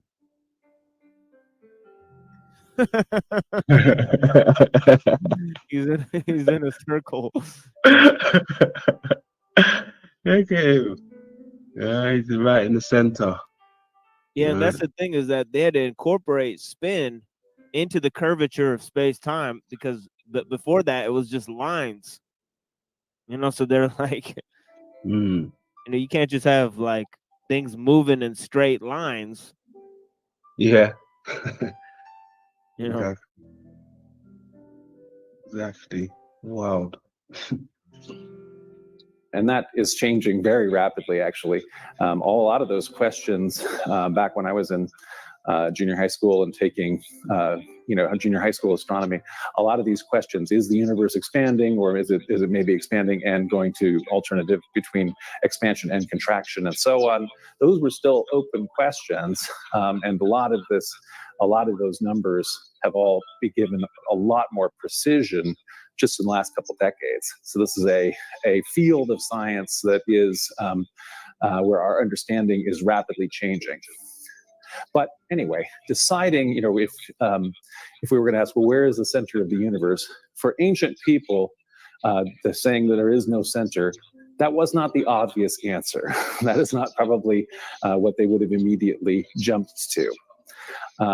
There were instead kind of two obvious answers to the question, what's the center of the universe? And those are, of course, the Earth and the sun. So while the place we're standing, in other words, the Earth, a geocentric universe, that may seem like the sole obvious answer, actually ancient theologians and philosophers had reason to consider the sun as a candidate for the universe's center. So there were folks in antiquity who were positing the idea that the universe was heliocentric, which is to say centered on the sun, as opposed to geocentric, centered on the Earth. So this Hey, machine, is it possible for everything to be in the center? Yeah, I mean, that's the thing, isn't it? Is that movement doesn't actually work except for in relation to something. So it's not Hmm. even a concept that, like the concept itself doesn't make sense, right? Like everything would have to be the center of its own axis of movement. Hmm. Yeah. So yeah, so like, the ultimate center of everything, I mean, there's got to be, you know, for example, they say, there could be you know, like instead of pantheism, there could be panentheism, where God is inside the universe. Inside the universe. Yeah, instead of like throughout, instead of permeated throughout. Okay, Right? I've never heard that one. Yeah, they've got two different concepts. One is pantheism and the other is panentheism. Right? Panentheism. Never heard that one. Yeah, Inside panentheism. the Yeah. universe. Yeah. Interesting. You're gonna have to bring me up to speed on that one some more when you got time. I like that. I like the sound of that. Interesting. That's almost like the concept of like saying if we are the gods, right, we're inside of, you know, the egg. The universe is the egg, in my opinion. Yeah, it's like something that could be inside something could also be greater than what contains it. Yes. Right? It's a basic concept. Jeez, I like that. Yeah, like you could think of, how many seeds are in the apple or how many apples are in the seed, for example, Yeah, yeah, yeah. Feel you. Okay. Yeah, interesting. All right, cool. Let's keep going. This is a modern engraving we have of Claudius Ptolemy, a very famous ancient astronomer who we're going to be talking about a lot tonight.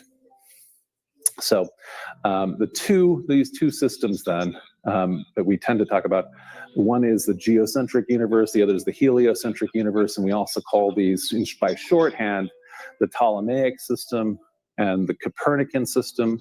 So the one named for Ptolemy, the other named for Copernicus. These are they're not the only two people. So Copernicus was hardly the first person to theorize a heliocentric universe. But he was the first person who was actually able to demonstrate it and therefore popularize it. In the same way, Ptolemy is coming actually at the end of a long set of people going back to including Aristotle, who concluded that the Earth was at the center of the universe, but Ptolemy crafted a system in such a way that it ended up being named for him. Okay, so if we go back into antiquity and what people were able to observe with so much less technology and so forth, what you had with ancient observations and limited instruments and so forth, most ancient people viewed the sky or the heavens as the realm of the gods or of God. And in a heliocentric universe, therefore, then the divine is then at the center of the universe. So for a lot of people and a lot of ancient peoples, a sun god was actually like Ra in Egypt and so forth, Apollo and Helios. Helios isn't as big a god, but anyway, Apollo is another sun god in the Greeks. The sun is a very important god for ancient people, and if as ancient philosophers and natural philosophers were positing how the universe worked, it might be tempting to want to say, well, this important thing that we observe, the sun, is actually at the center of our universe. If, on the other hand, if we posit that the Earth, where we're standing, is the center of a universe, in other words, there's a spherical Earth, then what ends up being at the very center of the universe is the underworld. So Hades or hell actually occupies the most central place of the universe, and that maybe You know what's seems also weird odd. is that Copernicus, Mm-hmm. you know, he's talking about this, like you know, the sun being at the center of the universe, right? Then the earth loses of being the center of the universe, and the Catholic Church is basically, you know, involved in the sun worship, right? And it's the same time that the church takes a back seat, right? And because it's the Protestant Reformation. So the church no longer rules in, you know, Europe, but you still got the sun. You know, so it's interesting that they made the sun the center of the universe, you know, just as they took the sun worship away with the Catholics, right? Mm. But they still worship it, exactly. I like on this diagram here, they got the earth in the center. But like I And said, and then Jesus is like the sun, or that's like God or Jesus up there. They're like the sun, you know. well, I think what they're showing us, what we've gone through earlier, is I think they're showing us where the direction is back to the Father, right? But they was talking about through the hyaloid canal back to the pineal gland, right? And they said you have to go through the sun to get to the Father. You have to go through the sun to get to the Father. So I wonder if they're showing you like a slight variation of how to get through, where the hyaloid canal might be located, or the optic nerve to get back to the Father. But yeah, that was interesting. Even when you're looking into this, right, you can even see that it's almost like hollowness. Almost look like there's a hollowness to it, like it's rising, crater style. Hollowness, yeah, interesting. Or Yeah, definitely. unfortunate, why would what's generally thought of as being not the realm of the good gods, but rather the realm of evil and so forth, why would that be at the heart of the universe, right? Also for heliocentrism, so the sun is a source of light and heat and hence life. Philosophers had good reason to kind of favor heliocentrism. That makes sense. The sun is causing this. And we've said before when we've done lectures on Plato, Plato has an analogy of the sun where he likens the physical sun to the form of the good, which is to say Plato's idea, ultimate idea of what is at the heart of truth in the universe. So in the physical, the lesser physical reality for Plato, the sun functioned that way as sort of the source of light and heat and so forth for him, less important physical world than the world of ideas, which are centered, though, by analogy. The good is essentially analogous to the sun. So so Plato anyway is arguing very much in favor of sun being very important, and of course, what is very important to all life. The Pythagoreans believed, for example, that the Earth was not at the universe's center, and a heliocentric model was proposed by Aristarchus of Samos in the 3rd century BC. And though, despite the fact that Plato... But hold on a second, I mean, the sun really isn't essential to all life in a sense where they depend on it. Like, what about the creatures at the bottom of the ocean, far bottom, deep, the depths? They don't depend on that stuff.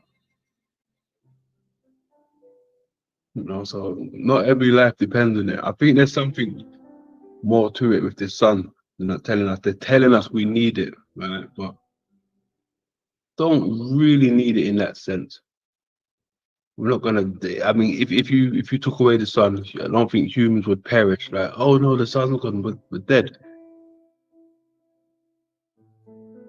I don't know. I think that's another indoctrination to saying, oh, we need this sun. I think there was a time when there was no sun. They spoke about when the invaders come, that's when the sun came. Oh. I don't know. They keep pushing the sun on us. Yeah, I mean, it's interesting that the mushrooms have a mycorrhizal relationship with the trees, and they create oxygen.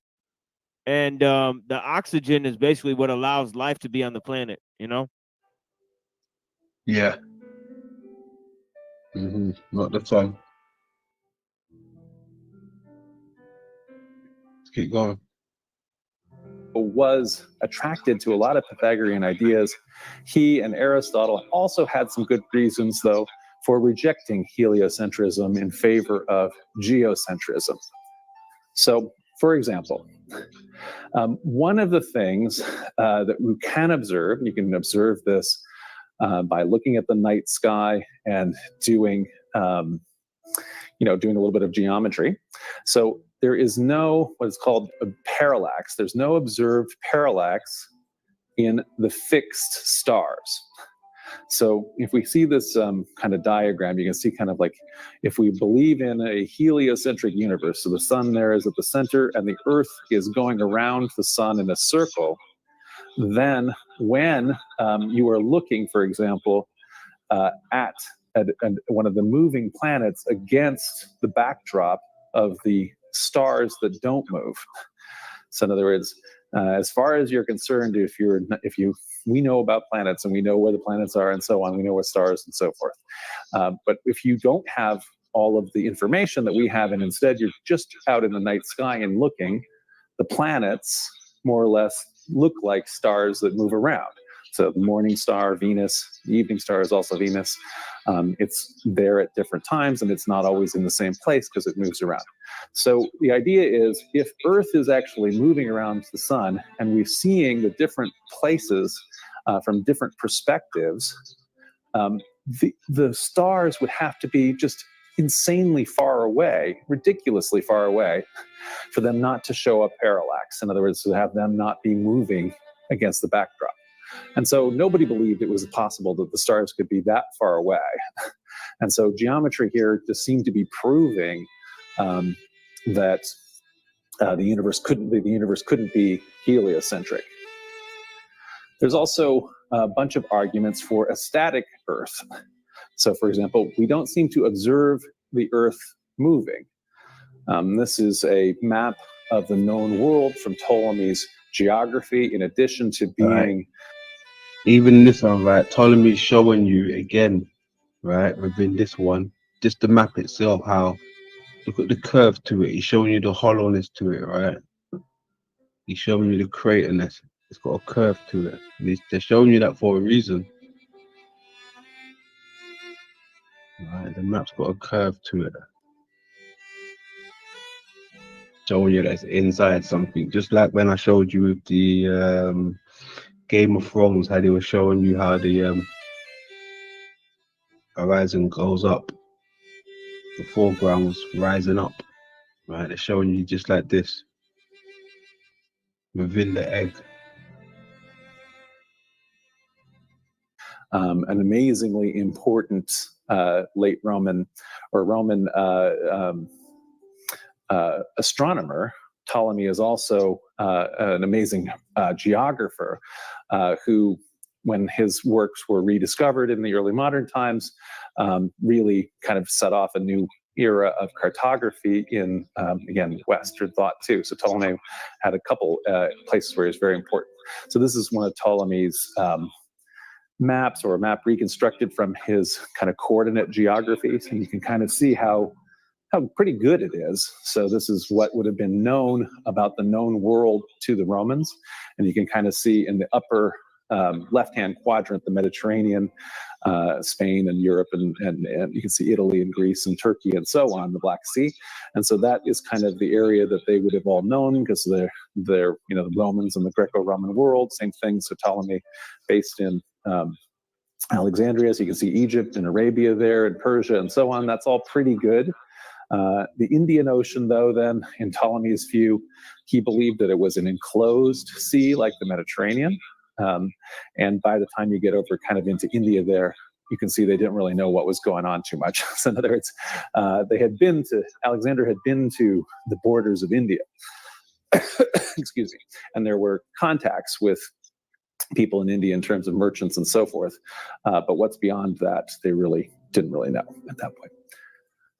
Okay, so why don't we observe the Earth moving if the Earth is moving? So if the world is turning at a high rate towards the east, philosophers ask, why is there no steady breeze coming from the east? If the Earth were rotating, wouldn't objects at the top of a tower have a greater eastward motion than those at the bottom of the tower? And therefore, if you dropped an object, would it not only fall eastward relative to the tower, but no such deflection is observed? So in other words, we're not seeing that kind of deflection. And so that said to philosophers who had no ideas about, anyway, modern conceptions of inertia and so on. We didn't have those laws of motion that we have from Newton.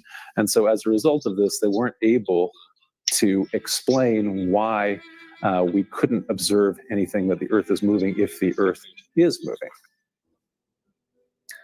So Aristotle had a theory of motion prior to Newton. And Aristotle argued, for example, that it's the nature of heavy, solid objects to seek the center of the universe, which is to say the center of the Earth. The Earth is at the center of the universe.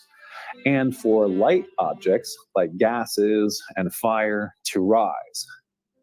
So therefore, in Aristotle's understanding, if you shoot a cannonball, you're causing unnatural motion. So it's a big, hard, heavy thing. It doesn't want to go into the air, but and that's why it falls back down.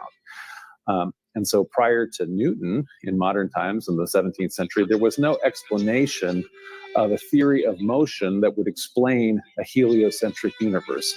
So we don't have gravitation, we don't have those kind of theories. And so how do we understand why heavy objects are falling to Earth? Why wouldn't they all be falling to the sun, the center of the universe, right? Mm-hmm. Yeah, So- by the way, this is because Plato had invented the concept of natural law, right? He said that things behave due to, some reason, right? So he put the reason outside of the thing itself. He said, actually, there has to be a greater, aspect where these things get their power from a transcendental realm, right? So he thought that, there's a transcendental realm, and then all the objects in this world, right, sort of appear through the laws in the transcendental world into certain types of behavior, but there's no permanence to objects in this world, right? So Aristotle basically rejected that, and and he said that that things don't behave according to their essence, but according to their potential. And their potential is not based on some transcendental form, but it's based on like something that exists within them. And so like the Earth, it causes objects to fall because it has a power inside of it that's attracting those objects. And just like the universe, its motion is due to some sort of outside attractor, right? And he called that attractor basically God. But he didn't think that God controlled the universe. He thought that the universe was eternal, and God just shaped the universe through the mind. So God essentially exists within the universe through mental states, and shapes matter through its potentiality. It has an inner potentiality, and so he thought that things don't fly like a bird doesn't fly because it's like moving off from the ground, and then the wings are causing a resistance against the air and against gravity. He thought that's too complicated. He thought the bird flies because it has the potential for levity. Mm-hmm. So that levity, once it accesses its potential, it can use it. Yeah. Yeah. Right. So he had sort of a different way of looking at things, that God first, he saw God as the first mover and the great attractor. So God sets things into motion and then gets up in front of them before they happen and sort of guides how it moves. Mm-hmm. The great attractor. We went over that as well, actually.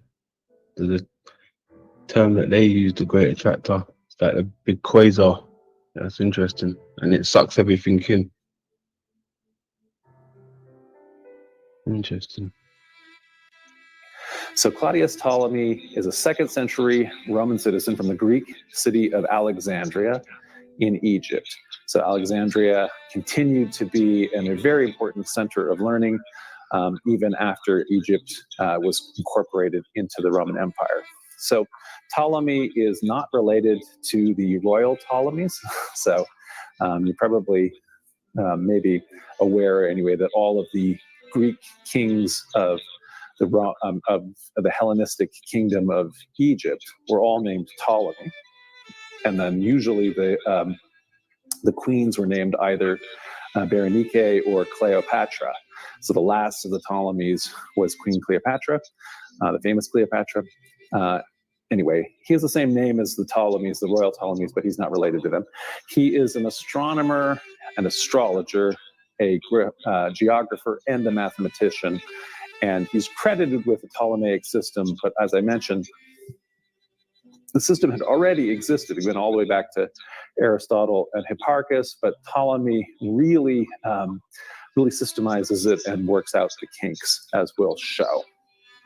So Ptolemy is the author of a book which we know modernly as the Almagest. So Almagest is the anglicized or English version of the title that the Arabs gave it. Arabic Al-Majisti, which is to say the Arabic of the Greek word Majisti, or greatest. And so the Arab science, as we saw even in the last lecture, we were talking about how influential Muslim thinking was on the history of Christian, both philosophy and universities and everything like that. In the same way, this intellectual flowering in mathematics and philosophy and so forth happened in the Islamic world, a couple generations before it came back into the West. Yeah, the Islamic culture went nuts, bro. They were teaching a lot of stuff, like even down to when we look with the, excuse me, the eyes, right? The stuff that they was teaching and showing, it was wild, bro. Like most of their stuff was just showing you, even within the maps, right? Like this here, the maps what they got now, right? They was tying some of the stuff in with the eyes, how they was showing you most of this teaching with the maps. It's a correlation with the eyes, and it was fucking mental, but it was coming out of the Islamic culture.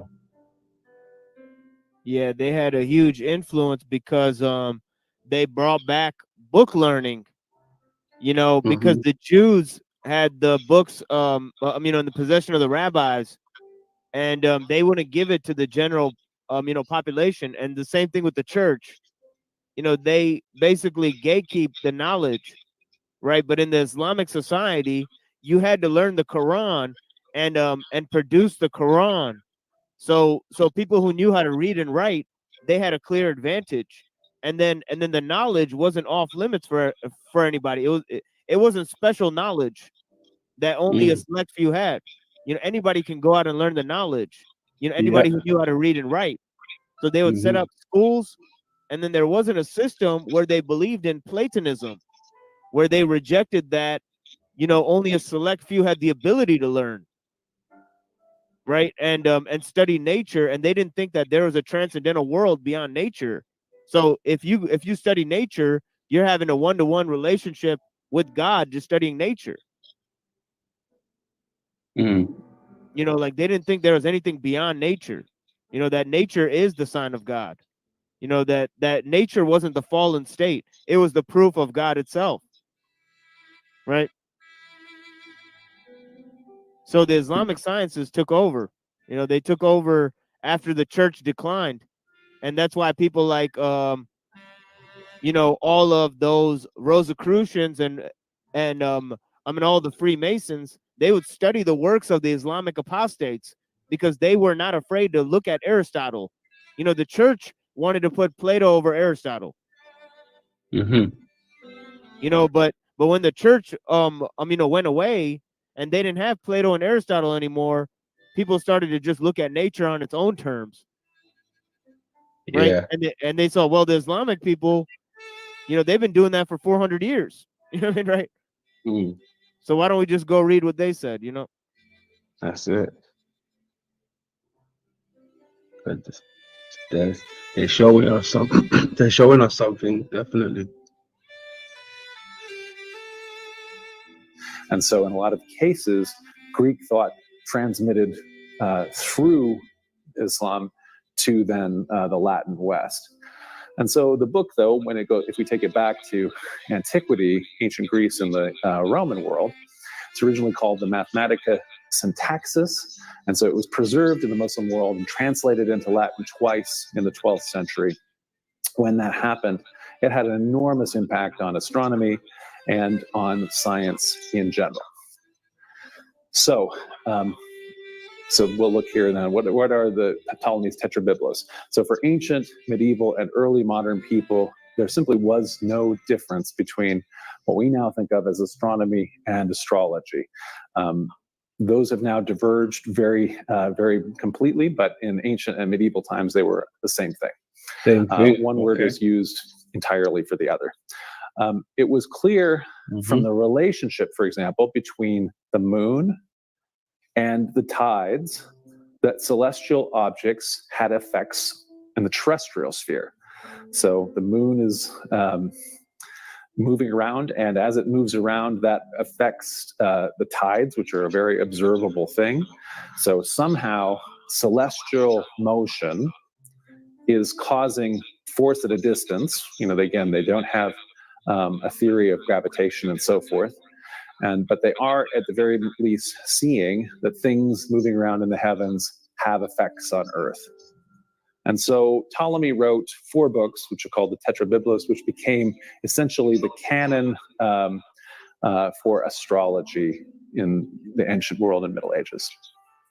So, as I say, it was preserved in the Arab world. The primary interest in astronomy among Christians, Muslims, and Jews was astrological.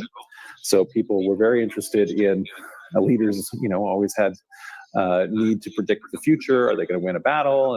Is it, a propitious day for this or that to happen, and so on? What is their future? Everybody is always interested in those kind of things. So that kind of divination. However, there were also some practical needs for astronomy.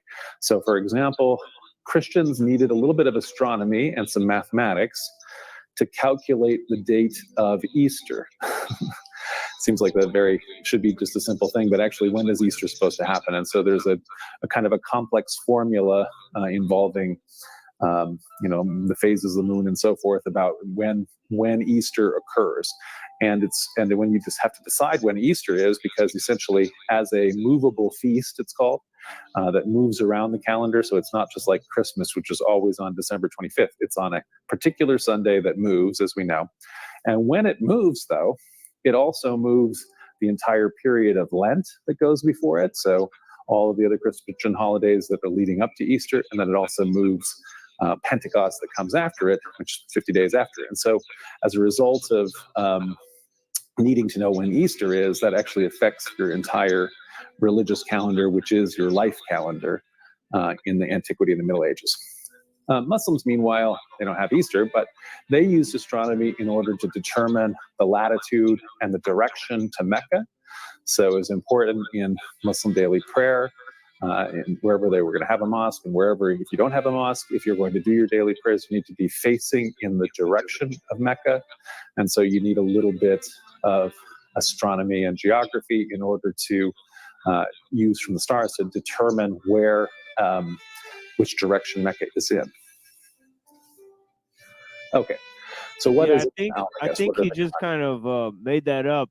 because it was more along the lines of, they thought you could study nature on its own terms, and they weren't gate-kept by the church because, they just built universities where people could really go and study. So Mhm. it wasn't really because you could just look up in the sky and see which way east is. You don't really need to do astronomy for that.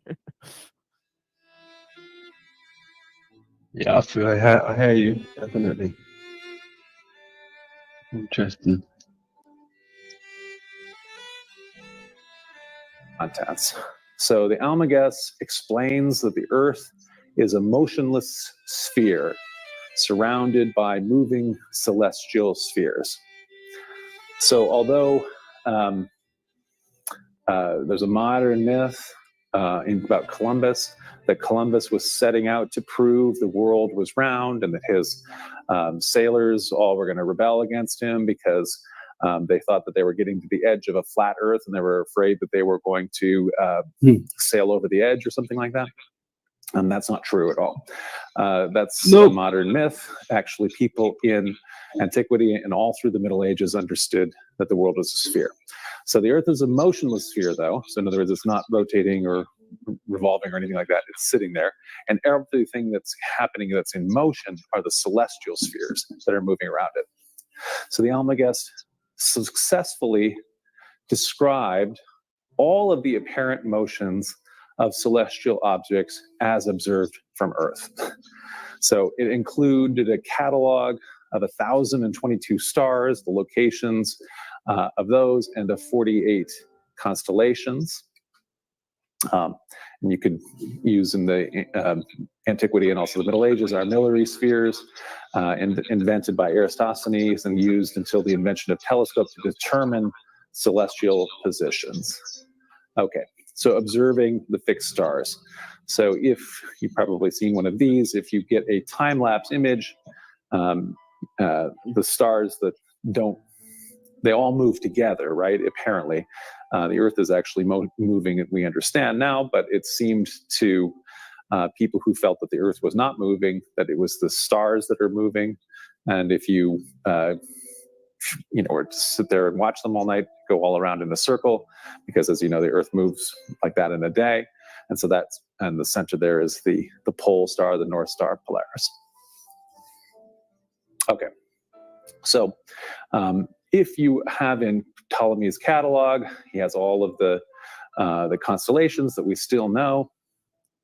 And then he talks about the 7 planets that are observable from the Earth with the naked eye.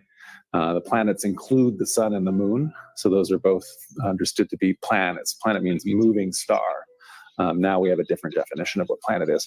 So the planets. Yeah, I got a little passage here from a Columbus book that I have on Columbus. It says Columbus's most striking belief is true enough of Christian origin. It concerns the earthly paradise. He has read in Pierre de Ailly, that's Ailly,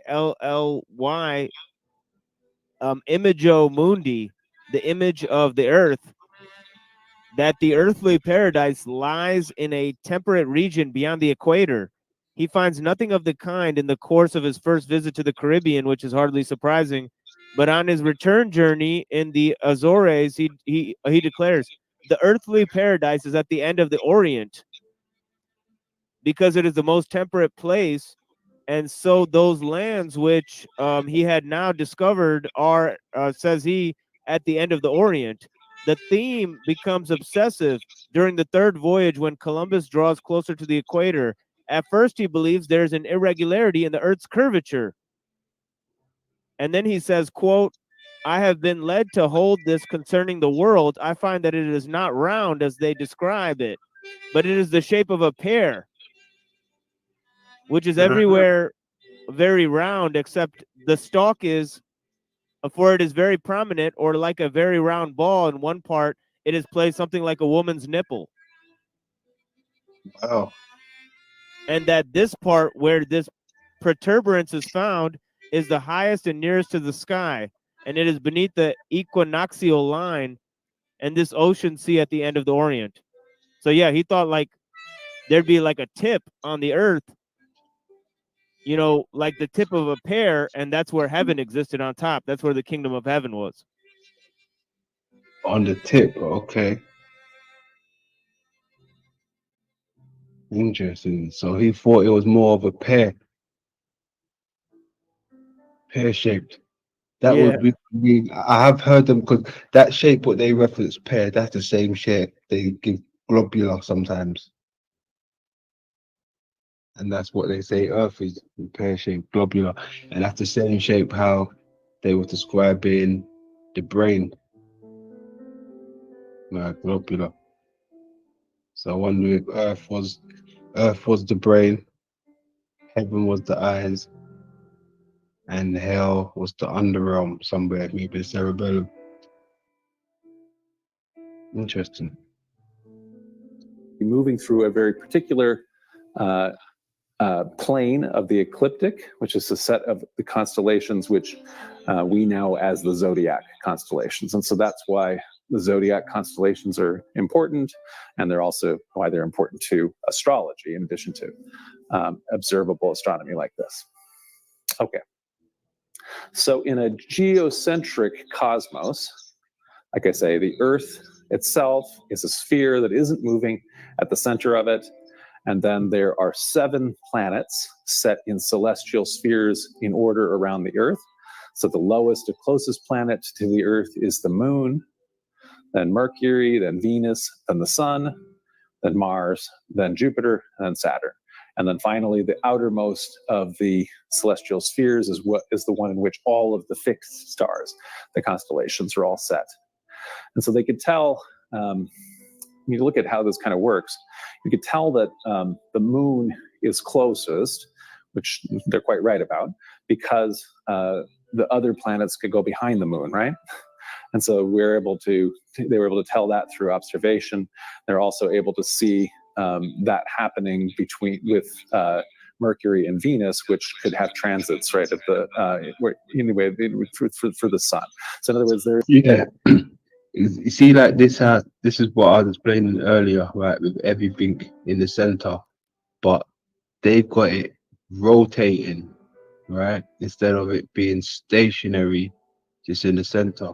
You know, almost like those Russian dolls that we see, right? When one's inside of another one, but they're just stationary. Right? That's what I see when I see these type of models, right? Nothing's rotating. It's just stationary. Maybe it's the light show that's rotating. Not really physical things that are rotating, just the light show that's rotating, but everything stays in the center.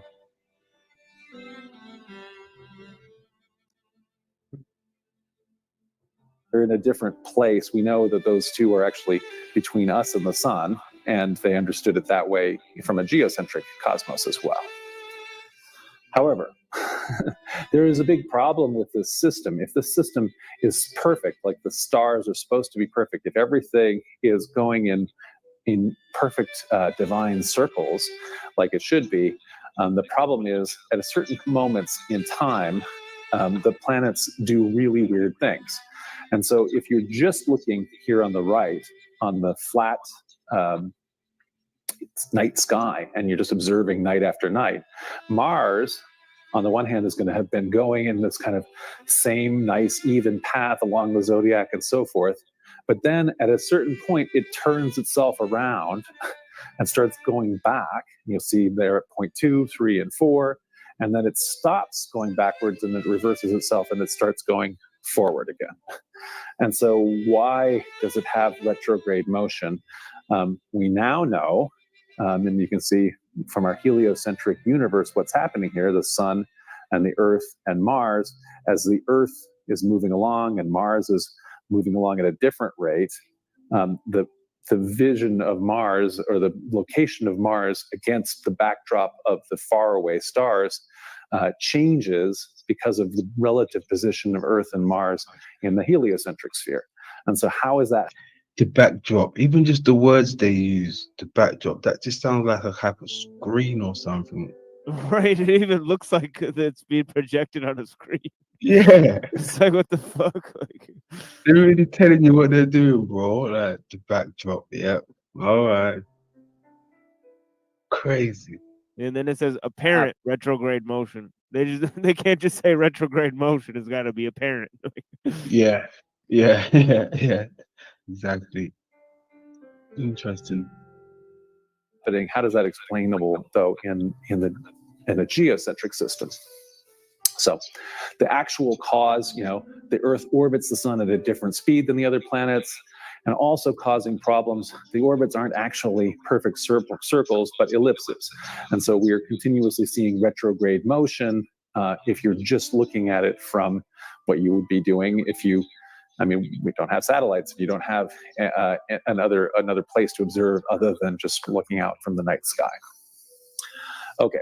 So the Ptolemaic explanation for the observed motion of the planets against the fixed stars uses what Ptolemy calls epicycles.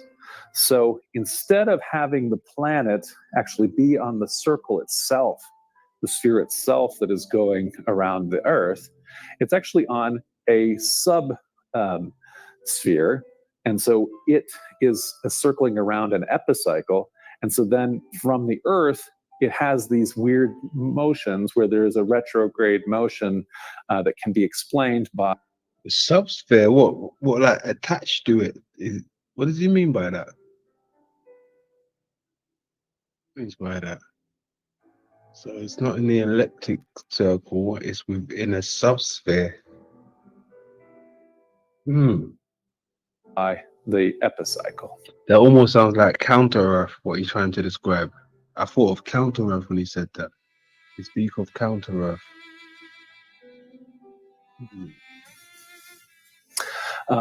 So a solution then is adding epicycles. So the universe here is a little more complicated than I first drew it. So now we have those same 7 spheres of the planets, but the planets are not actually on the sphere. They're on the additional epicycles there. They're moving around, right? So then there's an additional fix that Ptolemy has in order to make things actually work the way so that he could mathematically explain all of the observable inconsistencies. And those are adding deference, equants, and eccentrics.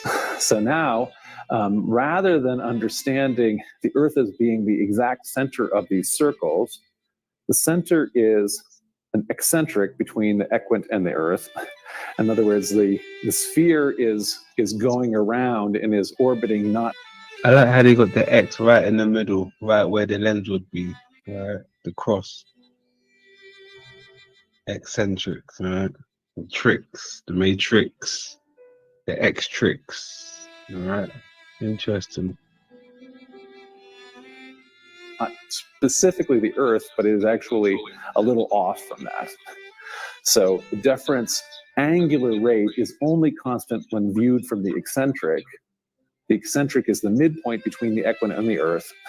And then the epicycles angular rate is only constant when viewed from the equant. So, all right. So anyway, it is a little bit of a complicated system, but the remarkable thing or the exciting thing or the amazing thing is that once this was all plugged in, you could completely describe, Ptolemy was able to describe the observable data. So he was able to create a system. And by doing this, as you would observe where the planet would be at any given time, this was able to be explained using this kind of complicated system. Okay, so astronomers, and who are also astrologers through the Middle Ages and then even into early modern times, very much understood that you had to be using these kind of, what we kind of maybe think of as mathematical tricks of epicycles and equants and so forth, in order to actually get the observable data to actually work with the model. And so, in fact, when Copernicus is first working out his model for a heliocentric universe, he also found that it didn't quite work. Everything worked with just perfect circles and everything like that. And so there was actually an idea of that, well, there may be epicycles in here too. And so initially, to explain kind of some of the similar problems of between the observational data and why, let's say, why it didn't work with perfect circles, they instead tried to explain it with epicycles. Okay. So what's amazing is then the capacity of Ptolemy's system to explain observational data allowed it to hold sway for some 1,200 years. The sun was displaced from its perch at the universe's center much more quickly. So once Copernicus' system was understood, and in other words, everyone understood that the sun was the center of the universe, we pretty quickly understood that, wait a second, the sun is not actually the center. The sun is merely the center of our solar system. So as irrelevant as Earth is to the centerless, unimaginably enormous, observable universe, we may still be on the verge of seeing the universe itself as just a minute component of an infinite multiverse. So maybe in addition to the amazingly vast universe that is observable and that we understand ourselves to be experiencing, it's also possible that there's actually an infinite number of multiverses that we are actually a part of. So one of the things then we should ask, or one of the reasons why I thought it was worth spending time going through and taking a look at this very different way that people viewed the cosmos for 1,200 years anyway, and up until quite recently in time. What effect will the new cosmology have on our own individual worldviews? How does this affect, our little map here that I started out with, our own sort of Ptolemaic circles of experience with us at the center? And so that's it's a short lecture, kind of a maybe obscure topic, hopefully an interesting topic. Hopefully that sparked some interest, and there's been some comments or questions, and we'll let Leandro tell me if there are, or if people just found this to be, okay, that's weird, that's interesting, but I hadn't thought about that before. I'll get some water while we do. This guy's all over the place, right? Calm down, sir. Calm down. Drink your water. Relax. Relax. All right. Good.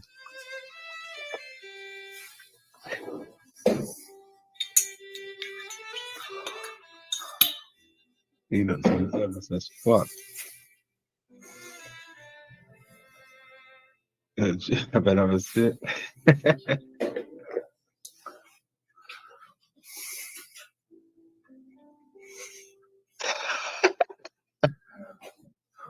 Okay.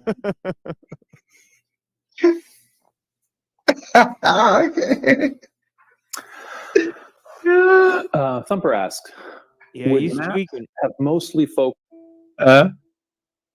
No, he's tweaking for real. Yeah, he's tweaking. He's a little on edge. Yeah, his Yeah, suit's too tight. He's breathing a little too hard. bless him. Bless him. Focus on trade routes? The answer to that is no. Actually, for most of time, maps have not been used for that.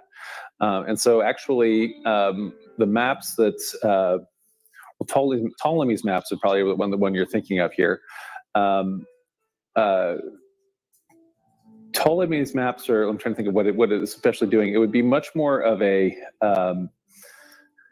it's more like a survey map, and it would be like a survey map of the provinces of the Roman Empire, where essentially what you do is you would say, here's Macedonia, these are the cities of Macedonia, these are the geographical longitude and latitude, the coordinates of those towns. And that's how Ptolemy's work was. It's actually very different from almost all other maps or all of the Roman maps that the Romans would have had at the time. The maps are primarily in Rome and in the Middle Ages, world pictures, which are essentially they go along effectively with like an encyclopedia. You want to see what, like a picture that's giving you a picture of how the world works. and it isn't actually used for trade. The exception to that started to be in two different ways. In the Central Middle Ages, what's called a Portolano chart was developed, and so it is a tradition, a kind of mapping that is for sea merchants, and so that would in ways it's not for trade routes, but it's for navigating the Mediterranean specifically. And so that is a kind of map that some of our modern maps evolved out of, the Portolan charts. And then what they would have had instead of a map in terms of a trade route is you would have an itinerary list. And so what you would do is, if you're on the Roman road network, you would have a list of all of the different towns that are on road by road. And so when you get to one town, you now know that the next town you're going to is this, and so forth. And so you don't actually even use a map. You use essentially you would use a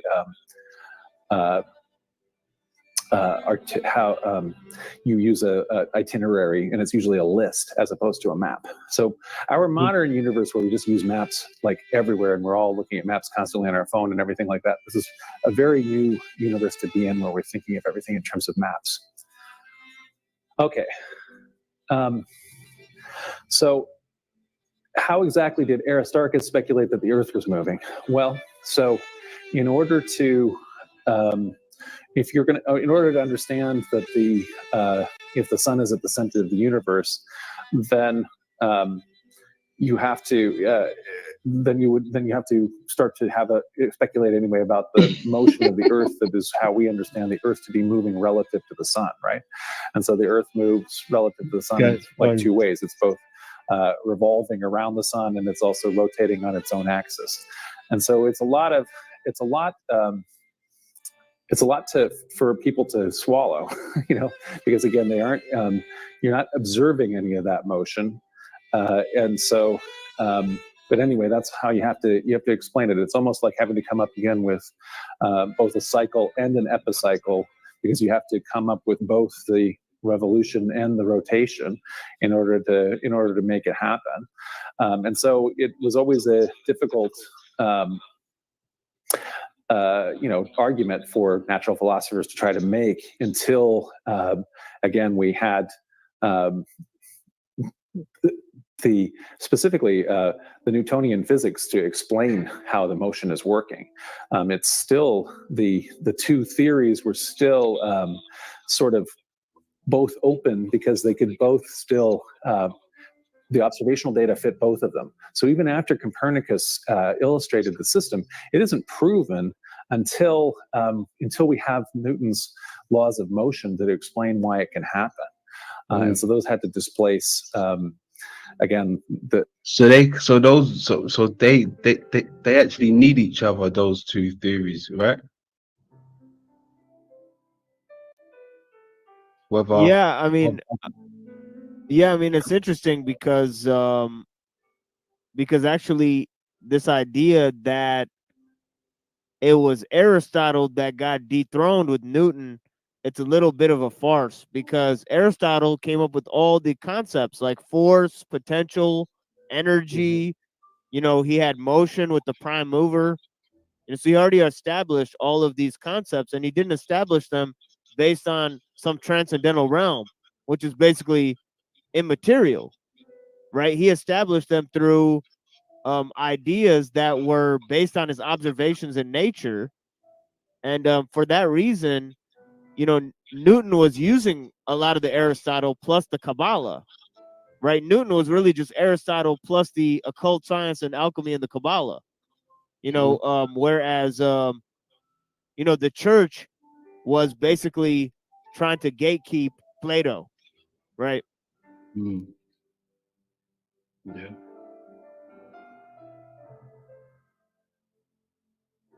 The Aristotelian concept of motion, that is, for example, heavy things are trying. Let's say I'm working on a research paper about the future of renewable energy, and I come across a study with findings I want to include. Both open, because they could both still, the observational data fit both of them. So even after Copernicus illustrated the system, it isn't proven until we have Newton's laws of motion that explain why it can happen. And so those had to displace, again, the Aristotelian concept of motion that is, for example, heavy things are trying to be drawn to the center of the universe, which is the Earth. And so that would be how. So Paige McLaughlin says, can you describe how this picture of the cosmos also went with the four elements and the humor theory of medicine? Wow. Yes. So it is kind of hand in hand. It's part of the same universal theory or understanding of how the cosmos works. And so as you're talking about here, the four elements, so air, earth, fire, and water, and some cases also so quintessence, which just means the fifth element. So sometimes there is also the fifth element of ether that is just the celestial element that we don't actually get participate in on Earth, but is up to the celestial spheres. But whether or not there's a quintessence, there's the four elements. And so again, Earth is the heaviest element, and it wants to go to the center of the universe the most.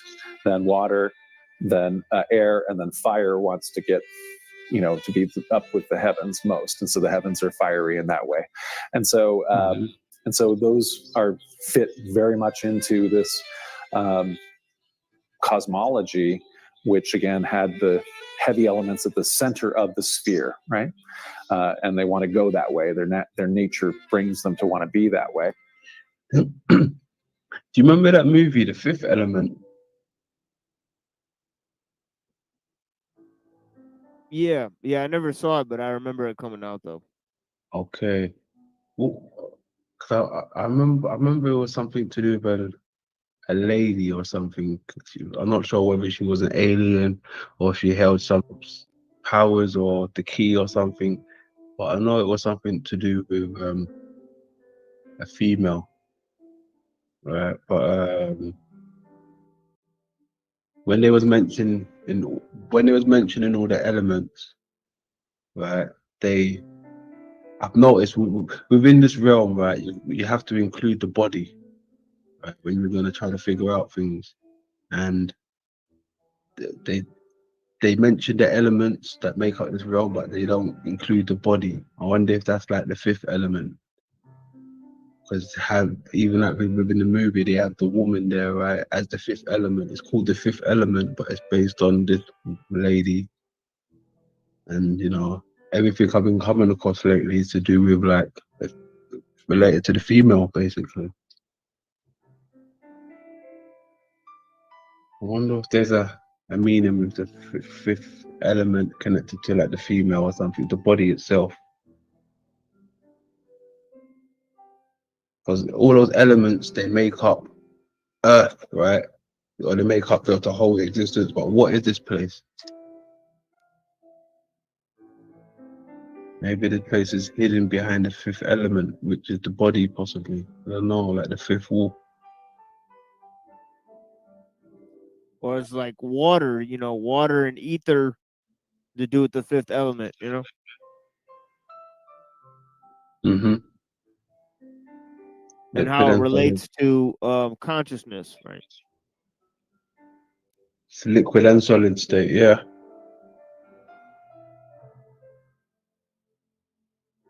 Yeah, interesting. Let's keep going. Okay. In terms of the humor theory of medicine, so then there's this is also then how it's also intertwined. So given that there's understanding is that and I have to refresh on exactly how which one, what are all your choleric or your sanguine. In other words, you have the different humors. The humors are based on whether let's say between earth and water is dampness. You're maybe experiencing too much By dampness. the way, it's interesting that blood and lava seem to be types of things that could be metaphorical explanations for a fifth element type substance, because they have metal, but it's liquid metal, You know, like there's iron in the blood. You Uh-huh. know, and also it's hot, so it needs heat to function, right? So there's a sort of an electrical charge there, you know, and also there's you know, it's liquid, so it's like water, right? Yeah. So it's got Yeah. everything. It's got smoke, fire, air, water, you know. Yeah. Yeah. Yeah. Yeah. Definitely. I feel you there. Yeah. I like that. Definitely like that shit. Yeah. Good stuff.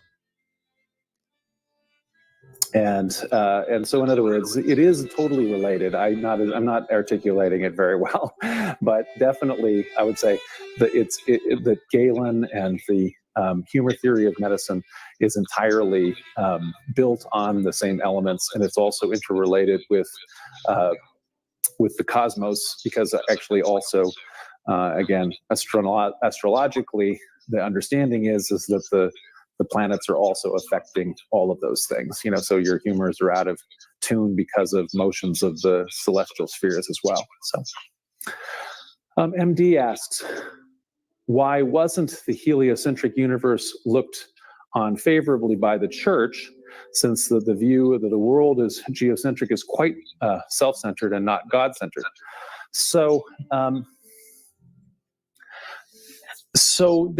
it wasn't as unfavorably viewed by the church as you might think. So we're going to talk about this Galileo story next. So one of the reasons, that's the interesting part is that them putting the Earth at the center had to do with man being at the center. Yeah. Yeah. You know, so because man has a direct relationship to God, Mm-hmm. as opposed to, you know, and that's why they still put the sun as a high place in their cosmology, you know, because Yeah. the sun was a metaphor for the Father, right? Yes. So you know, they've got this whole idea of the Earth, you know, sort of representing, you know, and also space, you know, representing the womb, and then you know, man representing the Holy Spirit, you know. Did you say space representing the womb? Oh yeah. Yeah, you know, that's where they got the Yeah. idea of you know, that's where Newton took the idea from, the idea of the Black Madonna.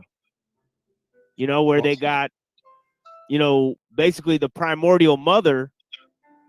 You know, the Catholics had it in the form of Mary, Mm-hmm. right?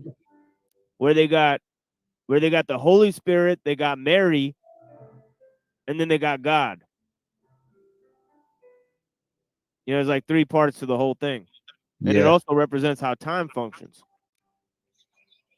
Because even when I was thinking about the waters, like space, they say space is water, right? I've heard some people say that you get the waters within the womb, right, in the stomach, in the mother. You know, so that's another aspect what I was thinking of. Yeah, that's why I said baptism by fire, you know. Baptism by fire. Or like, okay, baptism by fire. Yeah, like you're born once in the womb through the water, Mm-hmm. right? Then you're baptized by the water to repurify yourself, so you're born again. But then you get a baptism by fire, where you're cleansed through the Spirit. Then you become a whole new person. Okay. You know, you get a new body. Your body's indestructible and all that, just like Jesus was. Into the spirit. Okay, got you. Baptized with the fire. I know about the water ritual with the baptism, but I've never heard that one before. Baptized with the fire. Yeah, some of the Gnostic groups had even had an idea of second baptism. You know, where they would incorporate, you know, this idea of baptism by fire. So it wasn't like how would you call it, a ritual? No one was getting burned. It was just an ideology. Well, it depends who you ask. Because certain of the groups were because certain of the groups were going around saying, well, certain people have been blessed by the Spirit. You can Yeah, only tell how that went. yeah, yeah, yeah. Oh shit. Oh gosh. Let's keep going. Why, ironically, That's wild. at the time when we finally get to like Galileo and the church there, is that the church had become very wedded to Aristotle by that time, and so we were just doing a lecture the other day on Plato and Christianity, and there was a lot of hesitance on the church when Aristotle first started making its way back into the Latin West via the Muslim sources and so on. Yeah, and there were a lot that's of the guy. Saint Thomas Aquinas. At the time of 500 A.D., they were doing a battle with the Manichaeans and the Gnostics. So then they incorporated some of the Manichaean and Gnostic and Neoplatonist elements, because they were arguing against them, right? So they in their attacks, they would explain their philosophy as a response to Manichaeanism. In 500 AD, St. Augustine did this. And then in the 11th century, St. Thomas Aquinas, he did the same thing with with all the Aristotelian philosophers, where he would actually, explain the philosophy of the church as a response to the Aristotelian philosophy that was popular at the time. Mm-hmm. So it became really popular.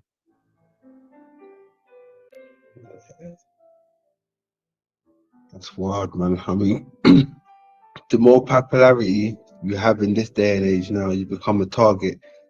And it's like some things never change, man. The more popularity you get back in the day, they don't want to see that.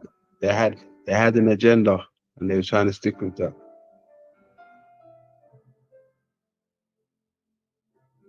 You're not bigger than the system.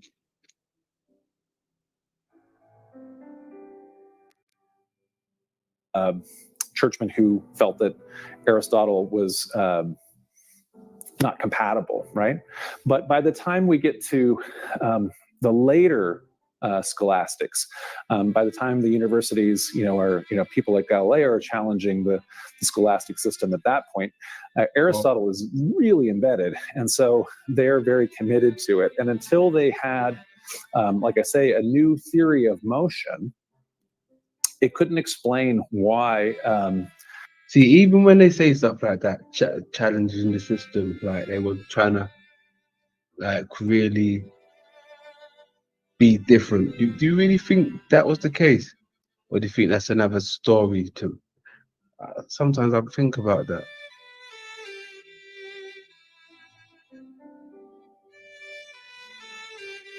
Sometimes I think about that. Was there really anybody rebelling?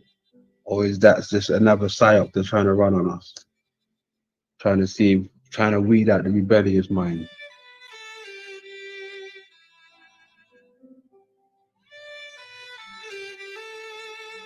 Think about that. Why everything moved the way it did? Why do rocks, fall to the ground when you drop them? Why does fire, the smoke go up and everything like that? Until we had the theory of gravity and the theory of motion, that really wasn't explainable. And so the church actually had scientists, and they were looking at the evidence. They could see that the observable data fit both. So in other words, both models worked, but the heliocentric model, the Copernican model, there was no accompanying theory of motion to explain it. And so at best, the jury should be out on it. It is not largely, though. A lot of times people say, well, it's because of like a literal reading of the Bible and Bible verses being read in a particular way. We'll see next week when we talk about the Galileo story. Actually, that same verse on the Bible was read by Galileo to argue on behalf of a heliocentric universe. So it's a more complicated story than you usually think. What I'd say is it's mostly because it hadn't been proved by the time when the church was still quite opposed to it, and then later it was also because of a just very wedded to Aristotle the church had become. Michelangelo Sanchez says, is it true that people thought of the planets were located on glass spheres and that's why the stars twinkled? So that's certainly one of the ways people looked at it. And so the celestial spheres, whether they're glass, they're invisible, and so maybe crystal. Be, like you say, the motion of them as they're continuously moving, that's causing the background stars to be obscured in different kinds of ways. That would have been a theory that people would have had. He also says, would you say the advancements in science like astronomy are mainly a problem of technology? Like only when the instruments like the telescopes advance can more correct theories develop?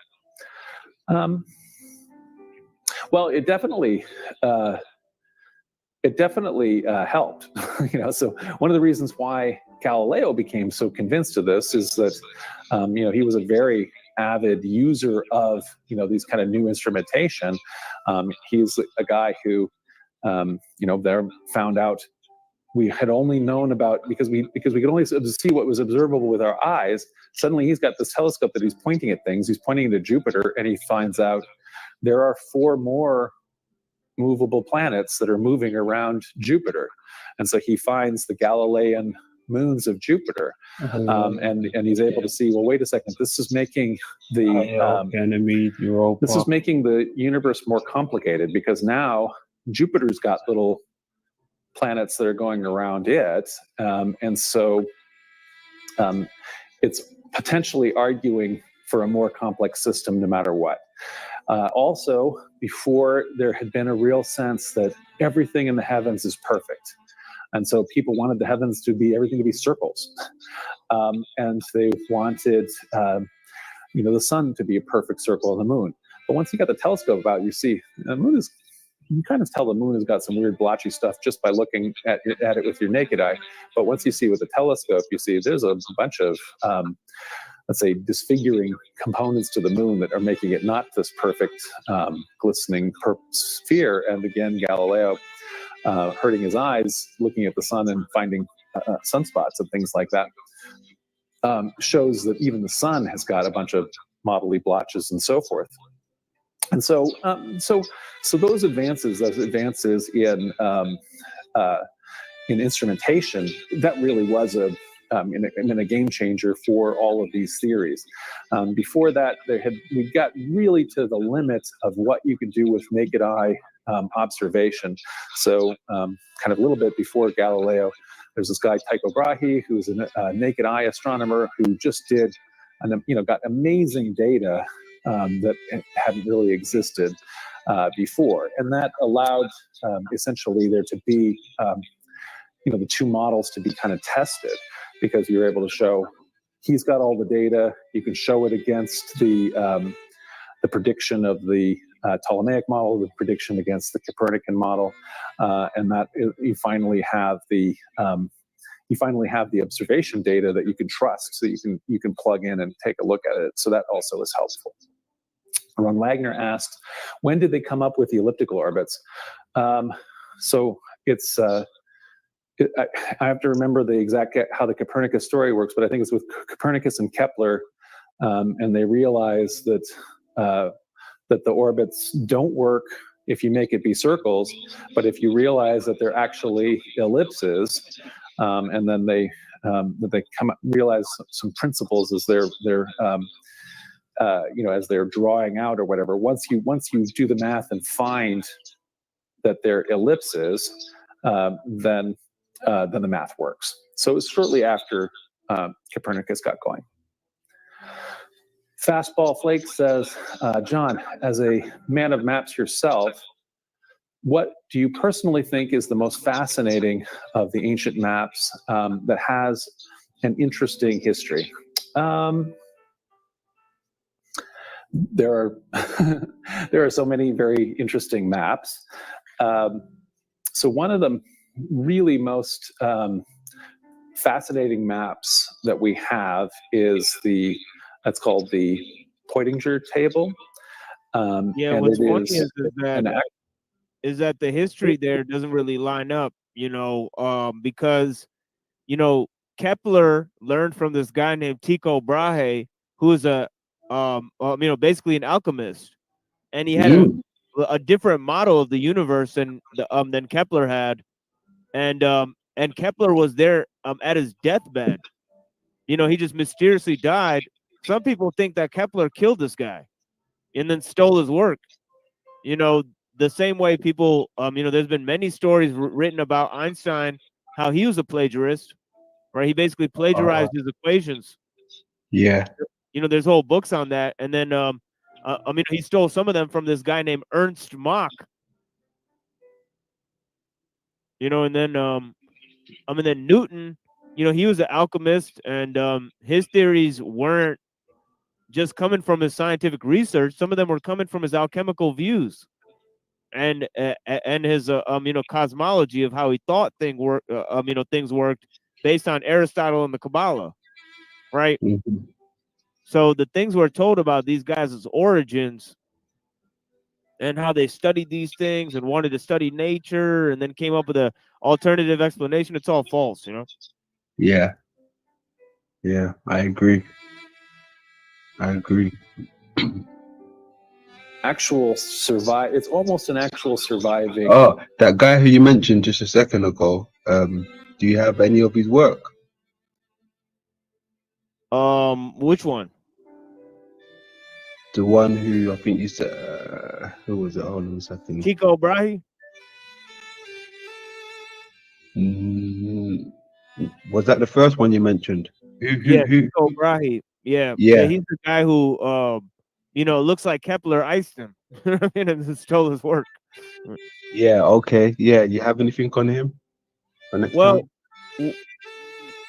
no, I'm not too aware of his work. I just know that he had a different system that was closer to the Ptolemaic system. Okay. Got you. And then and then after Kepler and Copernicus and Galileo, they got rid of that system, right? Hmm. And his system was based on alchemy too, right? He was an alchemist as well. Yeah. Okay. So him and Ptolemy. Yeah, let me see Okay. if I can pull this up. This guy right here.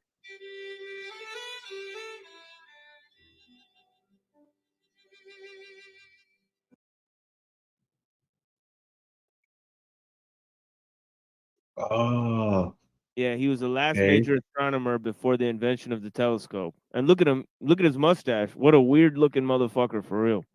Mm. I think they're trying to show you something. That's like the inverted pyramid going against each other. But what I've just realized now I've looked at the spelling of his name, now it makes sense because the the center crater on the moon is Tycho.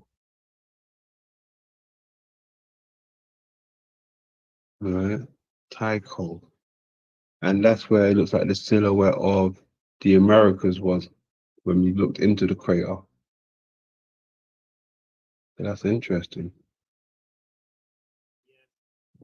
Yeah, see right here it says an heir to several noble families, Tycho was well educated. He worked to combine what he saw as the geometrical benefits of Copernican heliocentrism with the philosophical benefits of the Ptolemaic system and devised the Tychonic system. Then the Okay. whole Kepler model was based on that. Go back to that image, please. That's it, because I think it's wild because I think I may I got a few of those images exactly like that. You just, yeah, that one right there. Hmm.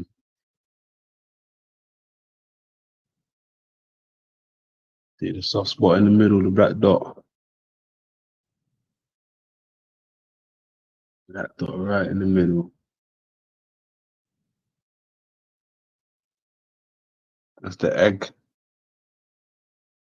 That's supposedly where we are, the Earth. Yeah, so Yeah, so it looks like he's the one who came up with the subcenter circles, right? Just say that again. The subcircle. Yeah, yeah. You know, they were trying to say it in the video, right? They were saying like there's a Okay. subcircle, right? Yes. Oh yes, yes, yes, yes, yes, yes. Yes, exactly. Mm-hmm. Okay. Yeah. Interesting. Yeah. Okay. So yeah, because he's got the crater. He's got the center. He's right in the center. That crater. Okay. Yeah, you bust me on something today. I did. Okay. Interesting. So they had the same views, even Ptolemy. Hmm. I've got something for you, quick.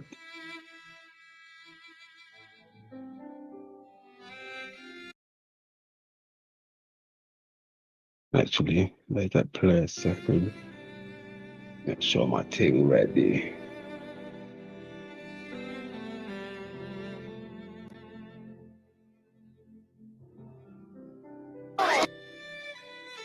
All right.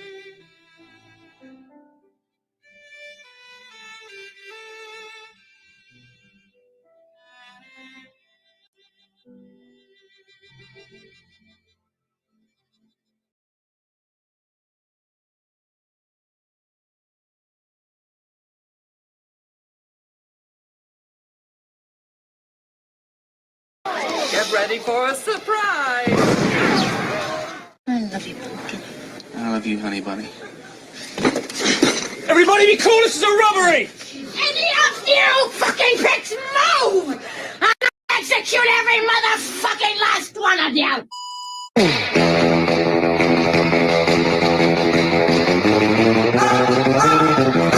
Welcome, Umatami. Shut why am I the a fuck victim? up. I'm gonna say one thing, I'm gonna fucking leave. You are actually the victim in this situation because I've watched these guys for 2+ years juggle looking for people that don't know their very common situation, and both of them, Paul and Jack, are acting in the hopes that the new ears will take their side, when actually they're just a reflection of each other's narcissistic sociopathy. And it's all but said and done. I'm just putting it together better and better every time I review it. And everybody that's listening that would dare agree with me, you're the fucking fuel. You're the chat dopamine that allows this loop day after day. Now we've got autistic and special needs people buying into this bullshit, and their souls will not be on my hands. You're a fucking piece of shit, Jack. Paul, thank you for reviewing Loop Loops 3 and backpedaling through the whole thing, you fucking sociopath. I fucking win, and I'm just gonna keep showing it. Praise God. There's another man in the back who I don't know if I should even entertain. What are you doing here, Stephen? Hello, Jack. Thanks for the nice greeting. Yeah, it's Jack. why are you here, Stephen? Jack, I'm here to Please give you answer another my chance. question. I'm answering your fucking question.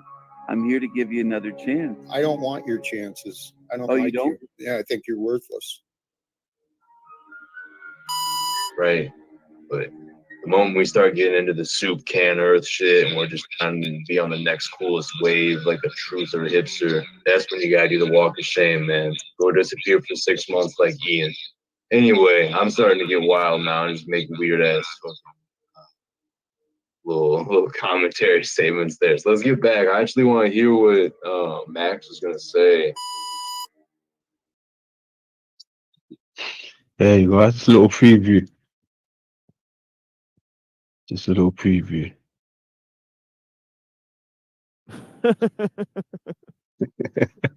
Some characters out here.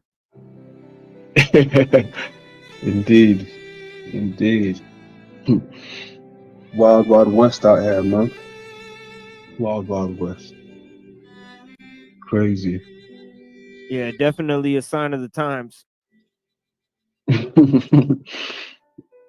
Definitely. Feel you there. Feel you there, bro. Has anything crazy been happening over in the United States since Mr. Trump got slapped?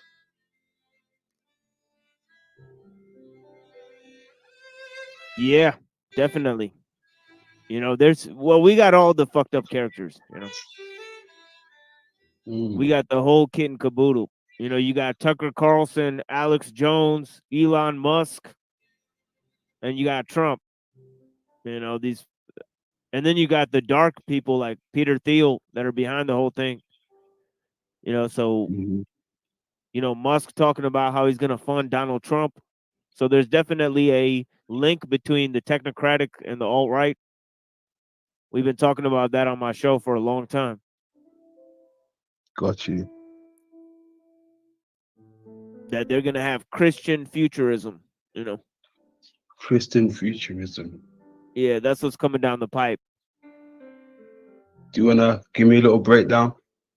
Oh yeah, it's like how they changed they changed you could change the Christian message where you put the focus on what, right? So you could have God the Father, then you could have Jesus. You could change the whole idea and concept of Jesus throughout history, right? And now you could have another sort of religion. Maybe they could use Mary or the Holy Spirit to devise a new paradigm for Christianity, right? But Christianity is amenable to different ideas like universalism. So I was talking about on my show that Christianity is basically, see, everybody's worried about liberalism, but Christianity is really the thing that's going to change. They're going to use Christianity against liberalism and form a new version of Christianity.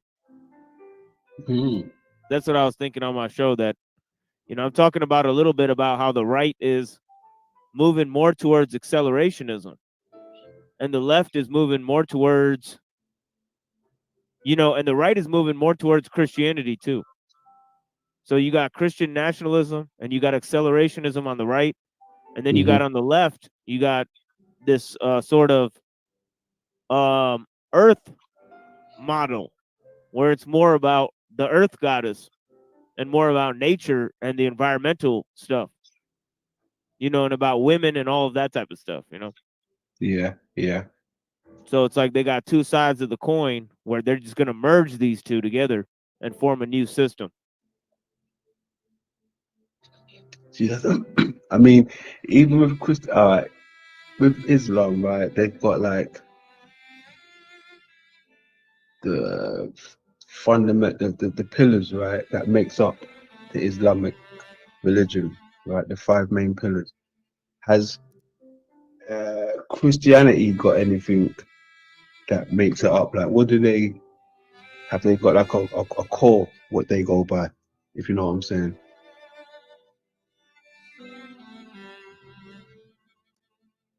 Yeah, I guess some people want to say that that's the church. Could be, but the church has changed throughout history, right? It's changed its power structure. It's even changed some of its doctrines. But that's the thing. I mean, I don't think Islam's been changed because it's got a structure. It's got the 5 pillars that make it up. Well, it's Muslims. Muslims have been changed. But okay, all right. I mean, if the Muslim, all right, but has the Quran changed or just the Muslim people? Well, I think the way they understand it is different. Today the Muslim understands it more in terms of science and liberalism. Back then, they used to understand it more in terms of, this, society and, culture and all that type of stuff. Yeah, but that's still dealing with the ideology or the mindset. But what I'm saying is, has the Quran itself changed? Yeah, that's the question. That's a great idea. That is an interesting concept because there's all these Western theorists that talk about how Western ideas led to the progress, right? So modern So modern secular liberal society, secular humanism, isn't really possible without Europeans, right? And they also claim that Islam hasn't reached a reformation yet. So like in a sense, Islam is facing a problem because it can't update itself to the modern world. But in another sense, it survived because of that, right? Yeah, yeah, I So feel you. so it's a great question, I mean, in another sense, right? It's almost like, excuse me, where it probably hasn't changed, right? But the beast that controls it will speak for it now, right? So that's where things might get a bit obscured, even with most of these religions out here. You know, the system speaking for the root of it.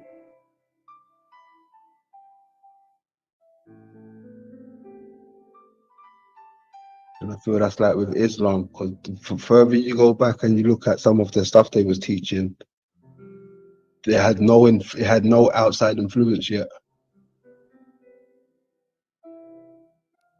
right? Until you start looking at things, the etymology, and throwing it into the binder and translating the words, then you realize, oh, they're telling you something different, or they're telling you the truth, rather, what you're actually looking for.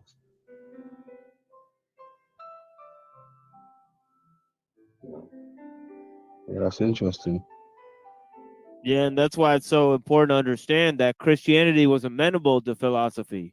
They could move from Plato to Aristotle, whereas when it got to Aristotle in the Islamic world, they rejected it because they had to argue that the universe, never had a beginning, that God was immaterial. These things were untenable in the Islamic explanation. Same as the concept of spirit bodies. There are three things that Imam Ghazali rejected in terms of Aristotelian philosophy. That the universe never had a beginning, that it began according to natural law. He said that's like cutting off God's hands from creation. You're saying that God had to create according to these natural laws. So you're saying that God's power is limited. Right? And then he said, well, if God's immaterial, then God doesn't have a body. Right? How could that be that God is not a person? Right? It's just an immaterial energy or a force. Right? He said that's basically atheism. It's atheism. Yeah. Yeah, he called it atheism. So they want man to be on the same level as them, like bleed just like them. Yeah, he wrote a work called The Incoherence of the Philosophers. The incoherence of philosophy. Yeah. where he rejected Western philosophy, right? Yeah. Oh man. And they had also stipulated that that how could God begin to create the universe, because that represents a change in God. The universe had to already be there. Right. So Ghazali said, look, it's like if I put out two dates in my hands, and they're equally appealing to you, and you just pick one. Well, your choice wasn't arbitrary. If there's no time and God just picks a moment, then how does that represent a change? Good point. So he would say that God had the freedom to create since day one. Yeah, very interesting. Yeah, he also argued against causality. He said that, if cotton burns, it's not fire that makes it burn, but you light the fire, then God tells cotton to burn, and then it burns. Yeah, is that how he's coming? Yeah. Okay. Yeah, so he said, you said that the fire makes it burn, and I say you're equating correlation with cause. Mm-hmm. He Cause said and there could, effect. yeah, And they're saying no, it's the higher authorities allowing it to happen. right. Like, how do you know? You don't see Yeah, the unseen events in between things, you know? exactly. Damn. when you when you put it like that, that's fucking mental. I like that shit. Yeah. And you know what's wild, right? I mean, even when I think about it, right, sometimes I know it might sound cliche, but what you even just explained, right, I look at it as like when I'm about to spark up a zoot, right, a joint or something, but I'm still at work and my flame's not lighting. That's probably the higher powers there. No, the bigger boss is coming in at 3 o'clock. You got to be smelling fresh. Don't you dare light this zoot. Actually, I'm not going to make it happen. How about that? Yeah. And that's happened sometimes, like when I haven't lit it, like when my lighter won't go, it won't light. I'm like, oh, fuck it. And I'll go in. And then today I got an appointment with, the higher authorities. I got to be in the room to see this meeting with them. And it's like, whoa, it's a good thing I didn't really spark up because I'm sitting in the room with the big folks, the big dogs, right? Got to be smelling fresh. Can't lose that job. So I was like, yeah. That's why that kind of touched me when you said that, because I've been in them situations, right? Where the higher power said, yeah, no, you're not lighting that one up. You got a meeting with the big dogs in about half an hour.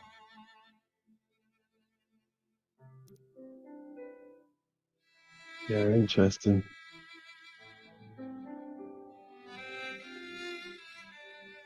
Yeah, you never know what's coming. I mean, even like our thoughts, right? Sometimes I've heard people say our thoughts are already planned out and stuff. And even with this thing called consciousness, right? I mean, the things that we do, are we aware? Are we conscious that we're doing what we're doing, right? So, what about the things, right, that we do out of like split seconds? Like just quick reaction. Like, how fast is the consciousness? How fast does it, react to certain things? Just spare of the moment things. Like sometimes I feel like is that a higher power over governing the consciousness? Like, is there something quicker and faster than the consciousness?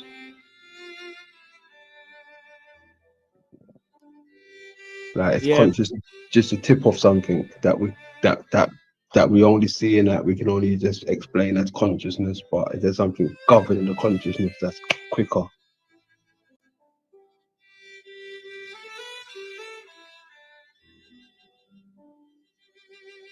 yeah. It's like, the reason has to have something above it that actually guides it. So because reason and knowledge, they're static, they're on their own. So it's like something has to activate knowledge. And what's interesting is that it's like Ghazali was talking about in his book Confessions. He's saying if you hold a coin up to the sun, it's like the same size as the sun, but we know that that might not be true. And it's reason that tells us, because we use our reason to think, well, that object's really far away. So since it's really far away, it might be much bigger, right? So then we use reason, but in our dreams, you see a world that makes sense, right? Like in Alice in Wonderland, you can have a world, that it makes sense, but it doesn't use reason and logic, right? It's totally out of step with what you can imagine. Like everything works, but it doesn't make sense. Whereas like like you could make a world that works, that doesn't actually need reason or logic, right? Just like in a dream.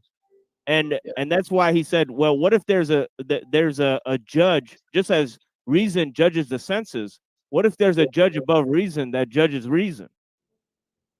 And it's like how Pascal said, he says the heart has reasons that even reason can't comprehend. Nature refutes the skeptics. And then he said, reason confutes dogmatists and nature confutes skeptics.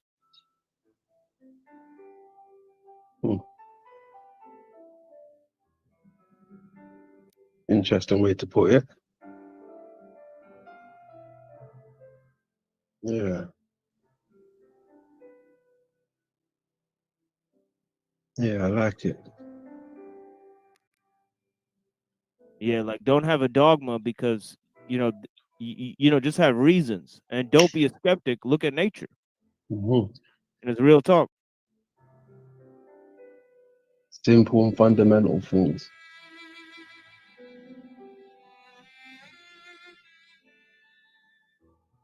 Yeah, I mean, even technology comes from nature. Everything comes from nature, but it's just reversed and engineered differently. But it still has the same signatures of this quote unquote nature. Like even when you think about it, it's nature.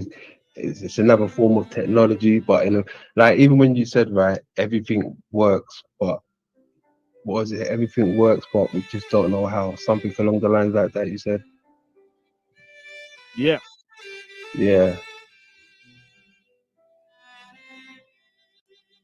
Yeah, that's wild. I like that still. Because things work and we just don't know how. But I think that's due to our,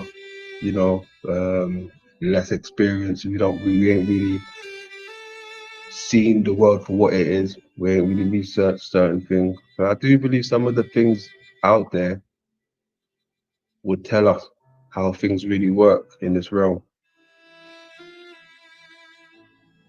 And then maybe we'll know what's beyond this realm and how things work outside this realm. But for now, like you said, everything works, but we just don't know how.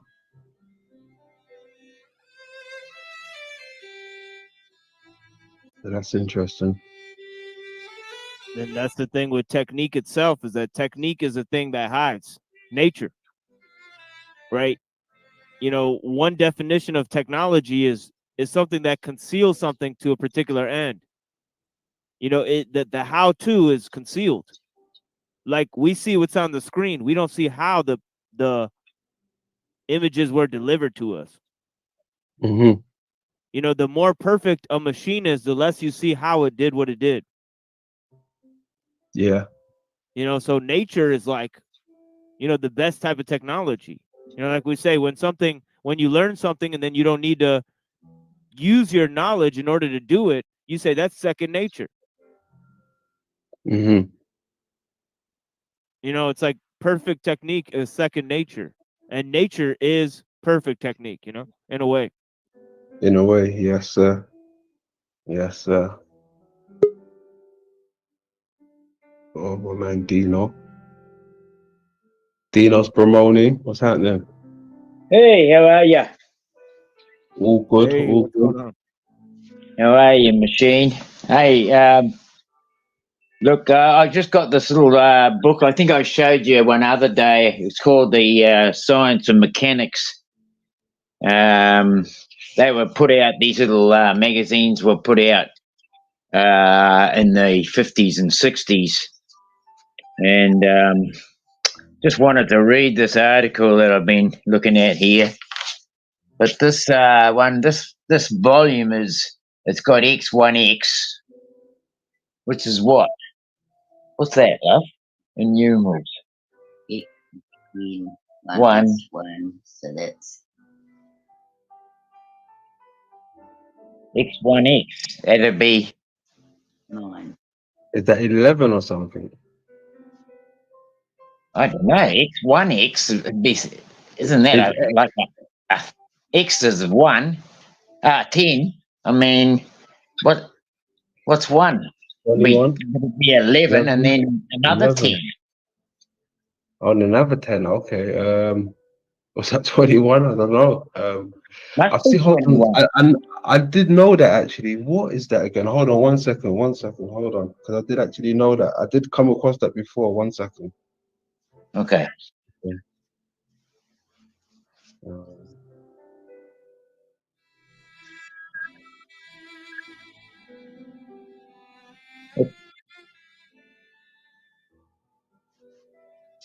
that was 19. That's 19. That's 19, exactly. I thought it had to be 19. Right, okay. Okay. So it's volume 19, number 1, Science Mechanics, February 1948. But that's that one there. There's this other article here out of another one, which is around the same time. But this one here says, current scientific projects of the National Geographic Society. 6 major scientific undertakings, which range from mapping the distant reaches of the universe to exploring the bottom of the sea, are being carried out by the National Geographic Society and cooperating institution during 1953. Right? The projects are the National Geographic Society - Palomar Observatory Sky Survey, the Society Calypso Marine Archaeological Expedition, development of an aquascope for coastal underwater photography. The Society, so these are all common and bracketed, so that they're in different groups. The Society, Smithsonian Institution, 12th Archaeological Expedition to Middle America, a continuing expedition into the lives of ocean fish conducted by the University of Miami, Coral Gables, Florida, and the Society Bartle Research Foundation Cosmic Ray Expedition to India. A long-range undertaking now about half finished, the Sky Survey will prove of inestimable help to astronomers the world over, providing them with a comprehensive atlas of approximately 3/4 of the heavens.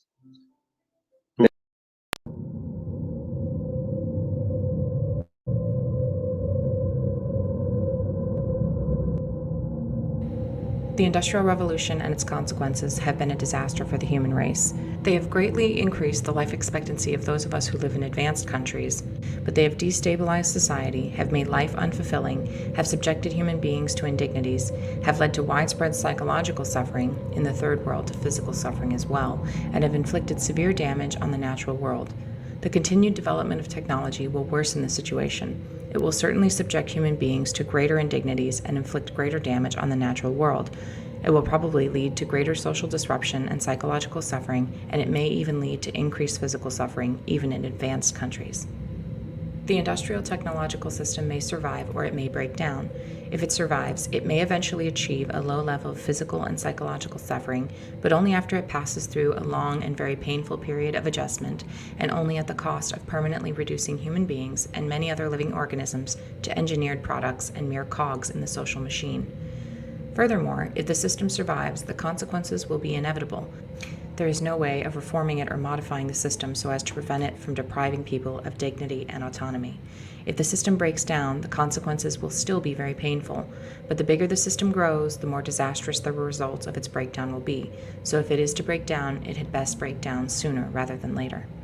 We therefore advocate a revolution against the industrial system. This revolution may or may not make use of violence. It may be sudden, or it may be a relatively gradual process spanning a few decades. We can't predict any of that. We do outline in a very general way the measures that those who hate the industrial system should take in order to prepare the way for a revolution against that form of society. This is not to be a political revolution. Its object will be to overthrow not governments, but the economic and technological basis of the present society. In this article, we give attention to only some of the negative developments that have grown out of this industrial technological system. Other such developments we mention only briefly or ignore altogether.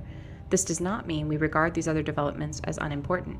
For practical reasons, we have to confine our discussion to areas that have received insufficient public attention or in which we have something new to say.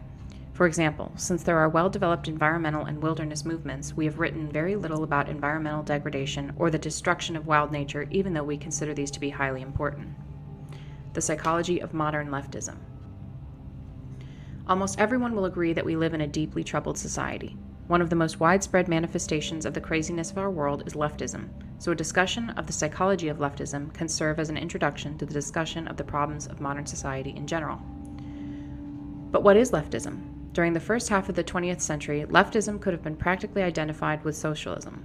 Today, the movement is fragmented and it is not clear who can properly be called a leftist. When we speak of leftists in this article, we have in mind mainly socialists, collectivists, politically correct types, feminists, gay and disability activists, animal rights activists, and the like. But not everyone who is associated with one of these movements is a leftist. What we are trying to get at in discussing leftism is not so much movement or an ideology as a psychological type, or rather a collection of related types. Thus, what we mean by leftism will emerge more clearly in the course of our discussion of leftist psychology. Even so, our conception of leftism will remain a good deal less clear than we would wish. But there doesn't seem to be any remedy for this. All we are trying to do here is indicate in a rough and approximate way the two psychological tendencies that we believe are the main driving force of modern leftism. We by no means claim to be telling the whole truth about leftist psychology. Also, our discussion is meant to apply to modern leftism only. We leave open the question of the extent to which the discussion could be applied to the leftists of the 19th and early 20th centuries.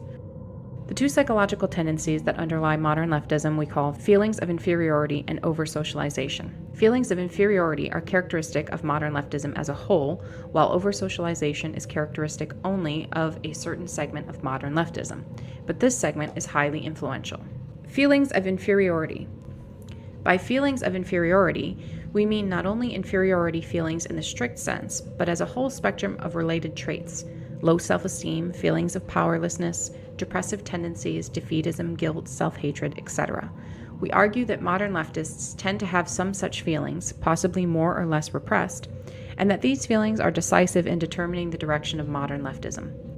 When someone interprets as derogatory almost anything that is said about him or about groups with whom he identifies, we conclude that he has inferiority feelings or low self-esteem. This tendency is pronounced among minority rights activists, whether or not they belong to the minority groups whose rights they defend. They are hypersensitive about the words used to designate minorities and about anything that is said concerning minorities. The term Negro, Oriental, handicapped, or chick for an African, an Asian, a disabled person, or a woman originally had no derogatory connotation. Broad and chick were merely the feminine equivalents of guy, dude, or fellow. The negative connotations have been attached to these terms by the activists themselves. Some animal rights activists have gone so far as to reject the word pet and insist on replacement by animal companion. Leftish anthropologists go to great lengths to avoid saying anything about primitive peoples that could conceivably be interpreted as negative.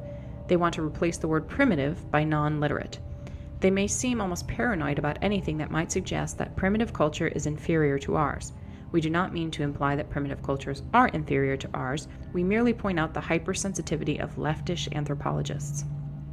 Those who are most sensitive about politically incorrect terminology are not the average black ghetto dweller, Asian immigrant, abused woman, or disabled person, but a minority of activists, many whom do not even belong to any oppressed group, but come from a privileged strata of society.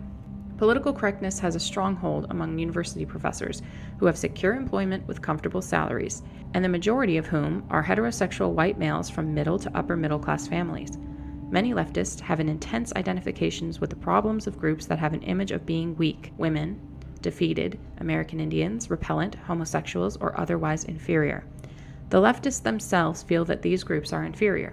They would never admit to themselves that they have such feelings, but it is precisely because they do see these groups as inferior that they identify with their problems. We do not mean to suggest that women, Indians, etc. are inferior. We are only making a point about leftist psychology. Feminists are desperately anxious to prove that women are as strong and as capable as men. Clearly, they are nagged by a fear that women may not be as strong and as capable as men. Leftists tend to hate anything that has an image of being strong, good, and successful. They hate America, they hate Western civilization, they hate white males, they hate rationality. The reasons that leftists give for hating the West, etc., clearly do not correspond with their real motives.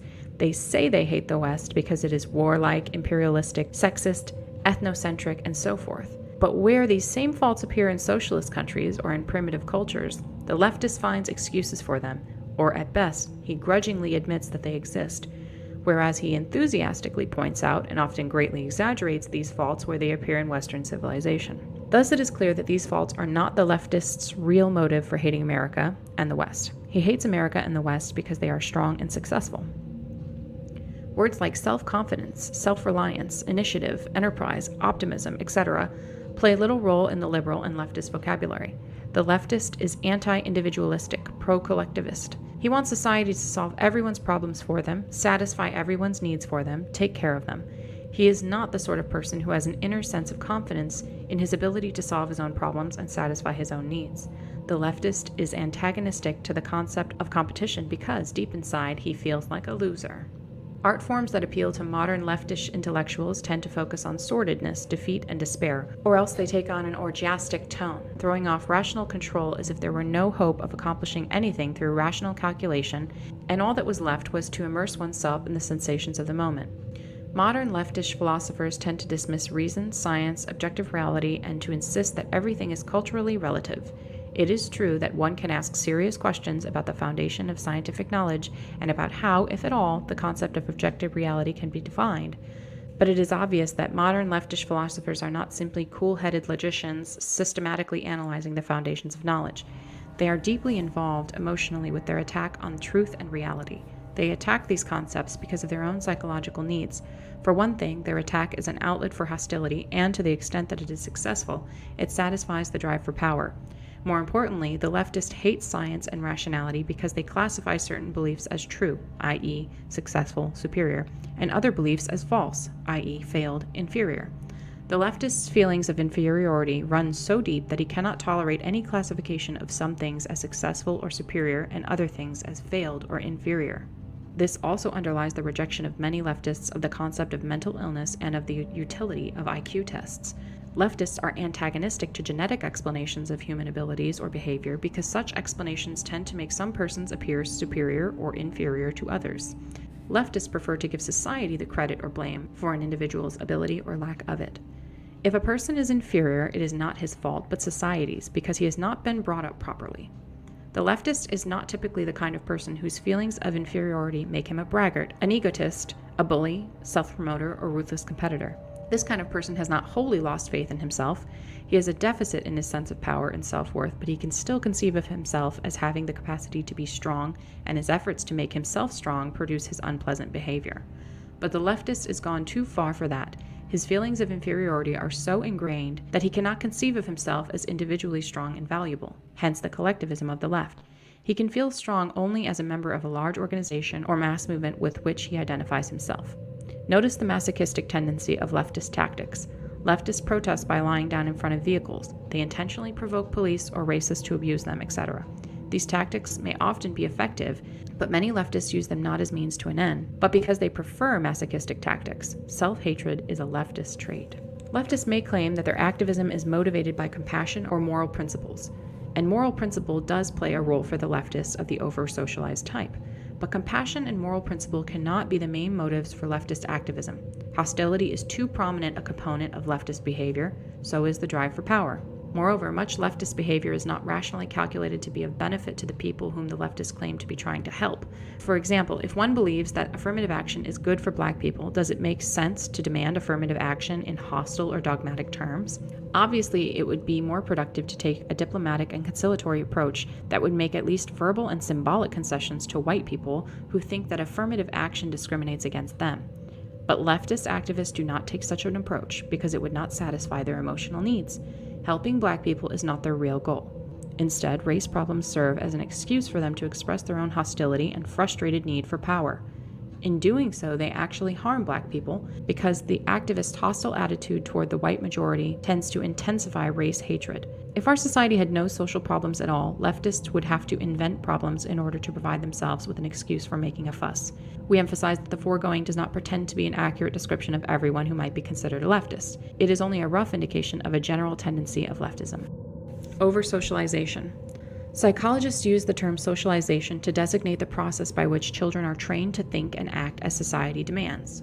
A person is said to be well socialized if he believes in and obeys the moral code of his society and fits in well as a functioning part of that society.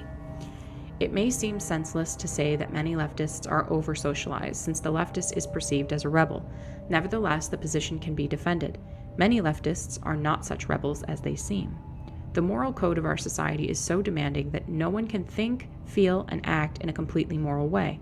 For example, we are not supposed to hate anyone, yet almost everyone hates somebody at some time or another, whether he admits it to himself or not. Some people are so highly socialized that the attempt to think, feel, and act morally imposes a severe burden on them. In order to avoid feelings of guilt, they continually have to deceive themselves about their own motives and find moral explanations for feelings and actions that in reality have a non-moral origin. We use the term over-socialized to describe such people. Over-socialization can lead to low self-esteem, a sense of powerlessness, defeatism, guilt, etc. One of the most important means by which our society socializes children is by making them feel ashamed of behavior or speech that is contrary to society's expectations. If this is overdone, or if a particular child is especially susceptible to such feelings, he ends by feeling ashamed of himself. Moreover, the thought and behavior of the over-socialized person are more restricted by society's expectation than are those of the lightly socialized person. The majority of people engage in a significant amount of naughty behavior. They lie, they commit petty thefts, they break traffic laws, they goof off at work, they hate someone, they say spiteful things, or they use some underhanded trick to get ahead of the other guy. The over-socialized person cannot do these things, or if he does do them, he generates in himself a sense of shame and self-hatred. The over-socialized person cannot even experience without guilt thoughts or feelings that are contrary to the accepted morality. He cannot think unclean thoughts. And socialization is not just a matter of morality. We are socialized to conform to many norms of behavior that do not fall under the heading of morality. Thus, the over-socialized person is kept on a psychological leash and spends his life running on trails that society has laid down for him. In many over-socialized people, this results in a sense of constraint and powerlessness that can be a severe hardship. We suggest that over-socialization is among the more serious cruelties that human beings inflict on one another. We argue that a very important and influential segment of the modern left is over-socialized, and that their over-socialization is of great importance in determining the direction of modern leftism. Leftists of the over-socialized type tend to be intellectuals or members of the upper middle class. Notice that university intellectuals constitute the most highly socialized segment of our society and also the most left-wing segment. The leftist of the over-socialized type tries to get off his psychological leash and assert his autonomy by rebelling. But usually he is not strong enough to rebel against the most basic values of society. Generally speaking, the goals of today's leftists are not in conflict with the accepted morality. On the contrary, the left takes an accepted moral principle, adopts it as its own, and then accuses mainstream society of violating that principle. Examples: racial equality, equality of the sexes, helping poor people, peace as opposed to war, nonviolence generally, freedom of expression, kindness to animals. More fundamentally, the duty of the individual to serve society and the duty of society to take care of the individual. All these have been deeply rooted values of our society, or at least of its middle and upper classes, for a long time. These values are explicitly or implicitly expressed or presupposed in most of the material presented to us by mainstream communications media and the educational system. Leftists, especially those of the over-socialized type, usually do not rebel against these principles, but justify their hostility to society by claiming with some degree of truth that society is not living up to these principles. Here's an illustration of the way in which the over-socialized leftist shows real attachment to the conventional attitudes of our society while pretending to be in rebellion against it. Many leftists push for affirmative action, for moving black people into high-prestige jobs, for improved education in black schools, and more money for such schools. The way of life of the black underclass they regard as a social disgrace. They want to integrate the black man into the system, make him a business executive, a lawyer, a scientist, just like upper middle-class white people. The leftists will reply that the last thing they want is to make the black man into a copy of the white man. Instead, they want to preserve African American culture. But in what does this preservation of African American culture consist? It can hardly consist in anything more than eating black-style food, listening to black-style music, wearing black-style clothing, and going to black-style church or mosque. In other words, it can express itself only in superficial matters. In all essential respects, most leftists of the over-socialized type want to make the black man conform to white middle-class ideals. They want to make him study technical subjects, become an executive or a scientist, spend his life climbing the status ladder to prove that black people are as good as white. They want to make black fathers responsible. They want black gangs to become nonviolent, etc. But these are exactly the values of the industrial technological system. The system couldn't care less what kind of music a man listens to, what kind of clothes he wears, or what religion he believes in, as long as he studies in school, holds a respectable job, climbs the status ladder, is a responsible parent, is nonviolent, and so forth. In effect, however much he may deny it, the over-socialized leftist wants to integrate the black man into the system and make him adopt its values. We certainly do not claim that leftists, even of the over-socialized type, never rebel against the fundamental values of our society. Clearly they do sometimes. Some over-socialized leftists have gone so far as to rebel against one of modern society's most important principles by engaging in physical violence. By their own account, violence is for them a form of liberation.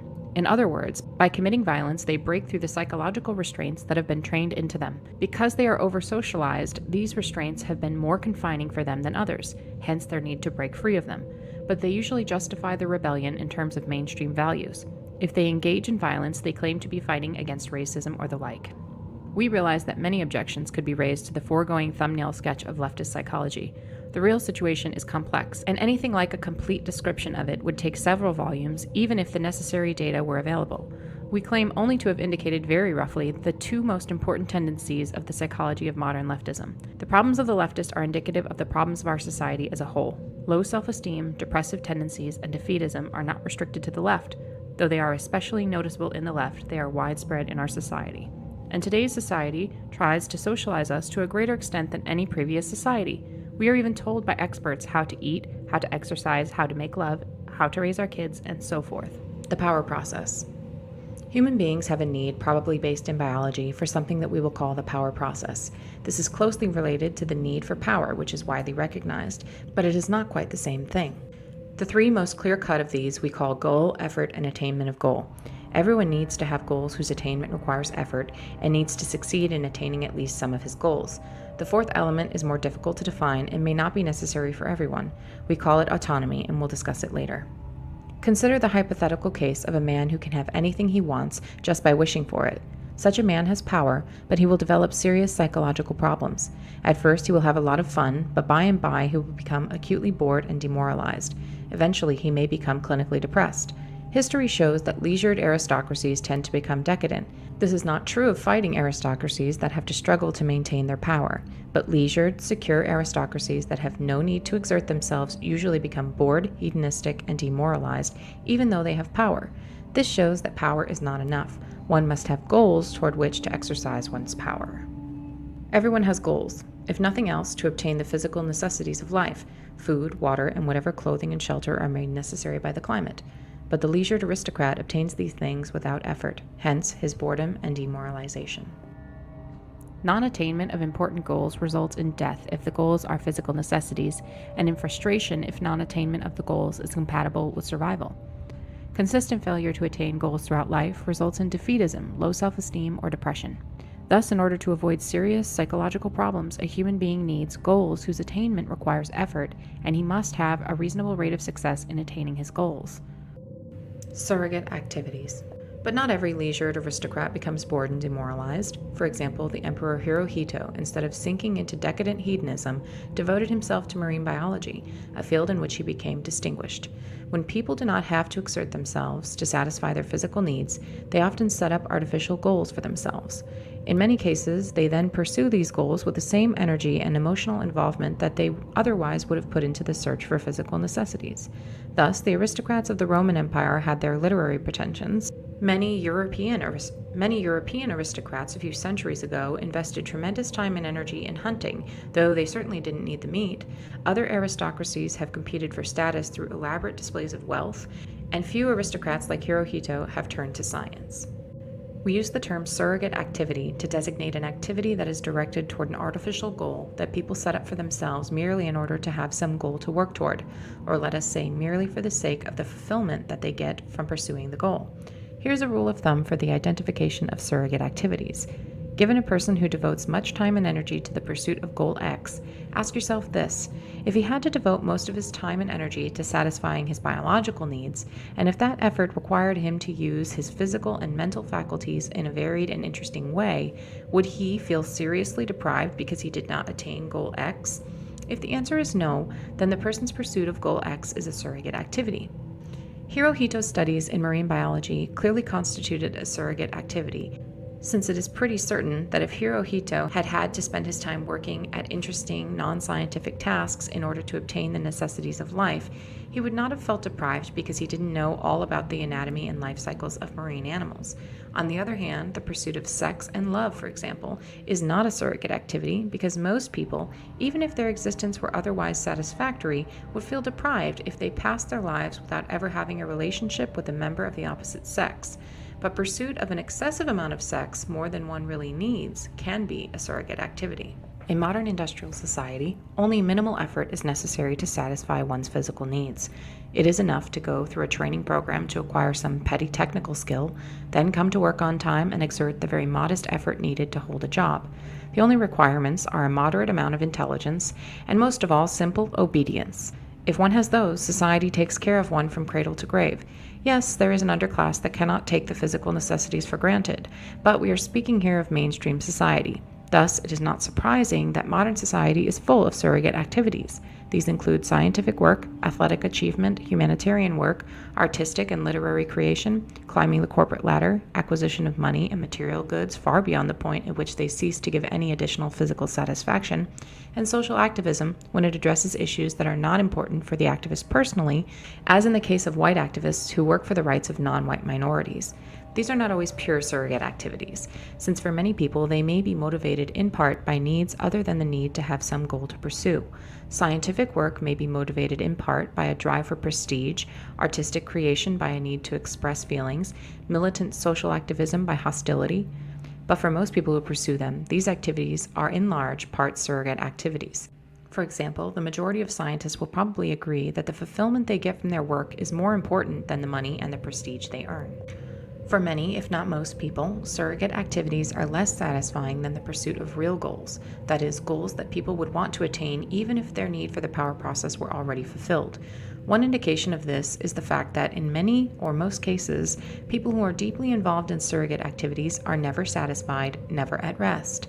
Thus, the moneymaker constantly strives for more and more wealth. The scientist no sooner solves one problem than he moves on to the next. The long-distance runner drives himself to run always further and faster. Many people who pursue surrogate activities will say that they get far more fulfillment from these activities than they do from the mundane business of satisfying their biological needs.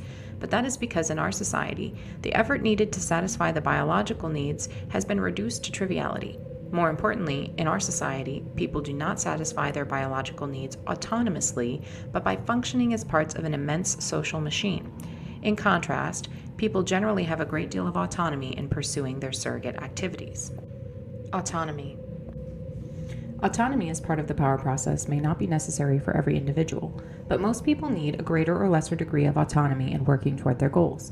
Their effort must be undertaken on their own initiative and must be under their own direction and control. Yet most people do not have to exert this initiative, direction, and control as single individuals. It is usually enough to act as a member of a small group.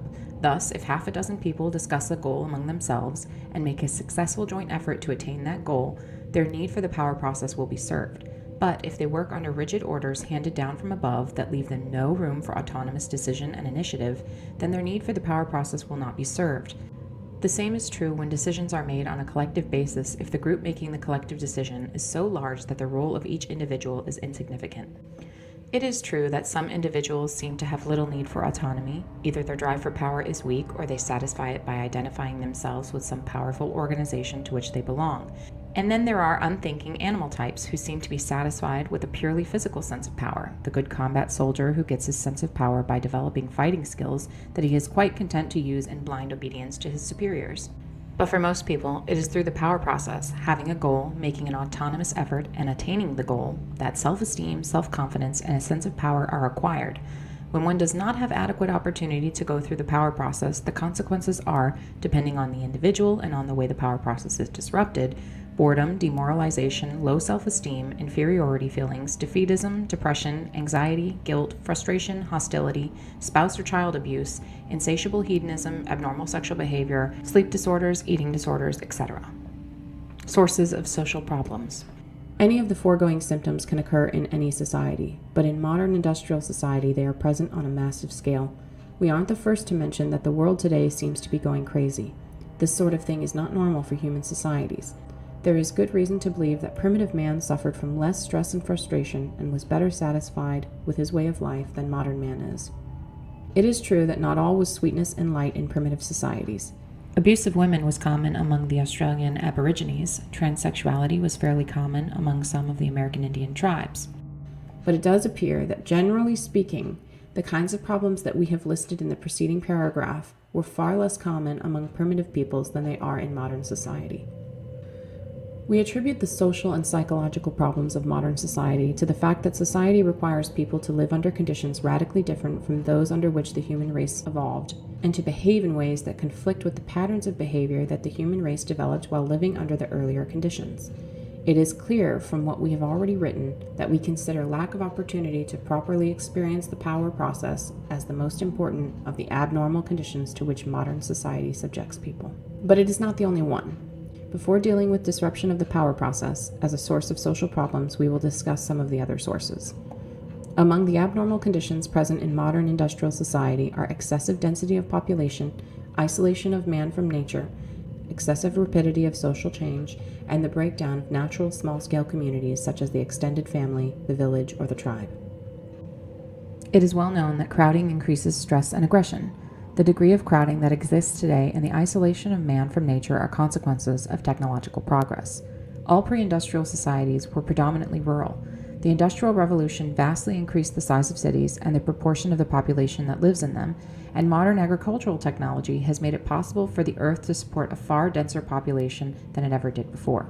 Also, technology exacerbates the effects of crowding because it puts increased disruptive powers in people's hands. For example, a variety of noise-making devices, power motors, radios, motorcycles, etc. If the use of these devices is unrestricted, people who want peace and quiet are frustrated by the noise. If their use is restricted, people who use the devices are frustrated by the regulations. But if these machines had never been invented, there would have been no conflict and no frustration generated by them. For primitive societies, the natural world, which usually changes only slowly, provided a stable framework and therefore a sense of security.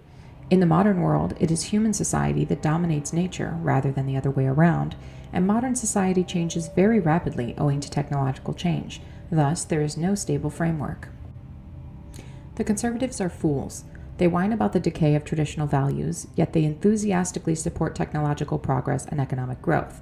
Apparently, it never occurs to them that you can't make rapid, drastic changes in the technology and the economy of a society without causing rapid changes in all other aspects of the society as well, and that such rapid changes inevitably break down traditional values. The breakdown of traditional values to some extent implies the breakdown of the bonds that hold together traditional small-scale social groups. The disintegration of small-scale social groups is also promoted by the fact that modern conditions often require or tempt individuals to move to new locations, separating them from their communities. Beyond that, a technological society has to weaken family ties and local communities if it is to function efficiently. In modern society, an individual's loyalty must be first to the system and only secondarily to a small-scale community, because if the internal loyalties of small-scale communities were stronger than loyalty to the system, such communities would pursue their own advantage at the expense of the system. Suppose that a public official or corporation executive appoints his cousin, his friend, or his co-religionist to a position rather than appointing the person best qualified for the job. He has permitted personal loyalty to supersede his loyalty to the system, and that is nepotism or discrimination, both of which are terrible sins in modern society. Would-be industrial societies that have done a poor job of subordinating personal or local loyalties to loyalty to the system are usually very inefficient. Look at Latin America. Thus, an advanced industrial society can tolerate only small-scale communities that are emasculated, tamed, and made into tools of the system. Crowding, rapid change, and the breakdown of communities have been widely recognized as sources of social problems, but we do not believe they are enough to account for the extent of the problems that are seen today. A few pre-industrial cities were very large and crowded, yet their inhabitants do not seem to have suffered from psychological problems to the same extent as modern man. In America today, there still are uncrowded rural areas, and we find there the same problems as in urban areas, though the problems tend to be less acute in the rural areas. Thus, crowding does not seem to be the decisive factor. On the growing edge of the American frontier during the 19th century, the mobility of the population probably broke down extended families and small-scale social groups to at least the same extent as these are broken down today. In fact, many nuclear families lived by choice in such isolation, having no neighbors within several miles, that they belonged to no community at all, yet they do not seem to have developed problems as a result. Furthermore, change in American frontier society was very rapid and deep. A man might be born and raised in a log cabin outside the reach of law and order and fed largely on wild meat, and by the time he arrived at old age, he might be working at a regular job and living in an ordered community with effective law enforcement. This was a deeper change than that which typically occurs in the life of a modern individual, yet it does not seem to have led to psychological problems. In fact, 19th century American society had an optimistic and self-confident tone, quite unlike that of today's society. The difference, we argue, is that modern man has the sense, largely justified, that change is imposed on him, whereas 19th century frontiersmen had the sense, also largely justified, that he created change himself by his own choice. Thus, a pioneer settled on a piece of land of his own choosing and made it into a farm through his own effort. In those days, an entire country might have only a couple hundred inhabitants and was a far more isolated and autonomous entity than a modern country is. Hence, the pioneer farmer participated as a member of a relatively small group in the creation of a new ordered community. One may well question whether the creation of this community was an improvement, but at any rate it satisfied the pioneer's need for the power process. Disruption of the power process in modern society. It would be possible to give other examples of societies in which there's been rapid change and/or lack of close community ties without the kind of massive behavioral aberration that is seen in today's industrial society. We contend that the most important cause of social and psychological problems in modern society is the fact that people have insufficient opportunity to go through the power process in a normal way. We don't mean to say that modern society is the only one in which the power process has been disrupted. Probably most, if not all, civilized societies have interfered with the power process to a greater or lesser extent. But in modern industrial society, the problem has become particularly acute. Leftism, at least in its recent mid to late 20th century form, is in part a symptom of deprivation with respect to the power process. We divide human drives into three groups. 1. Those drives that can be satisfied with minimal effort.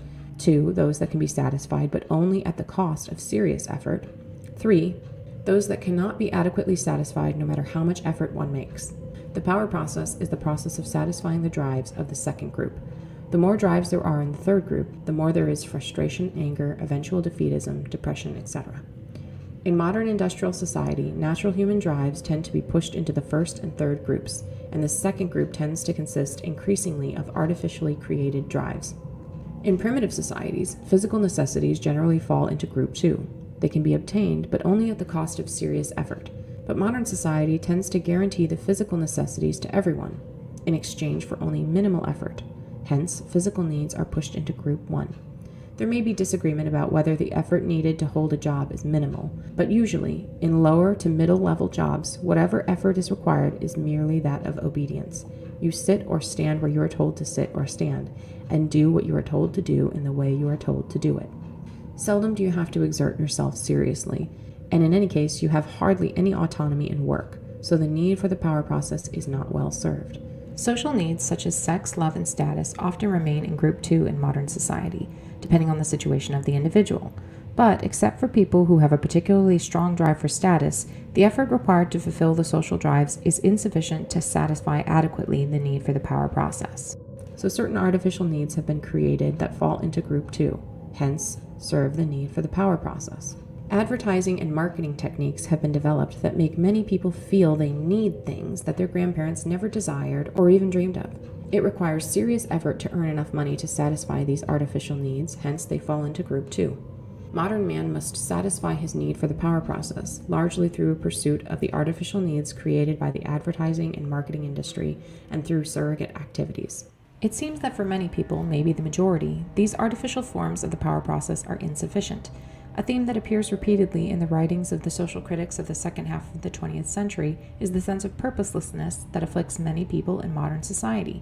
This purposelessness is often called by other names, such as anomie or middle-class vacuity.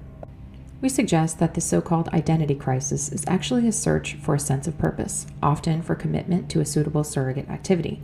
It may be that existentialism is in large part a response to the purposelessness of modern life. Very widespread in modern society is the search for fulfillment. But we think that for the majority of people, an activity whose main goal is fulfillment, that is, a surrogate activity, does not bring completely satisfactory fulfillment. In other words, it does not fully satisfy the need for the power process. That need can be satisfied only through activities that have some external goal, such as physical necessities, sex, love, status, revenge, etc.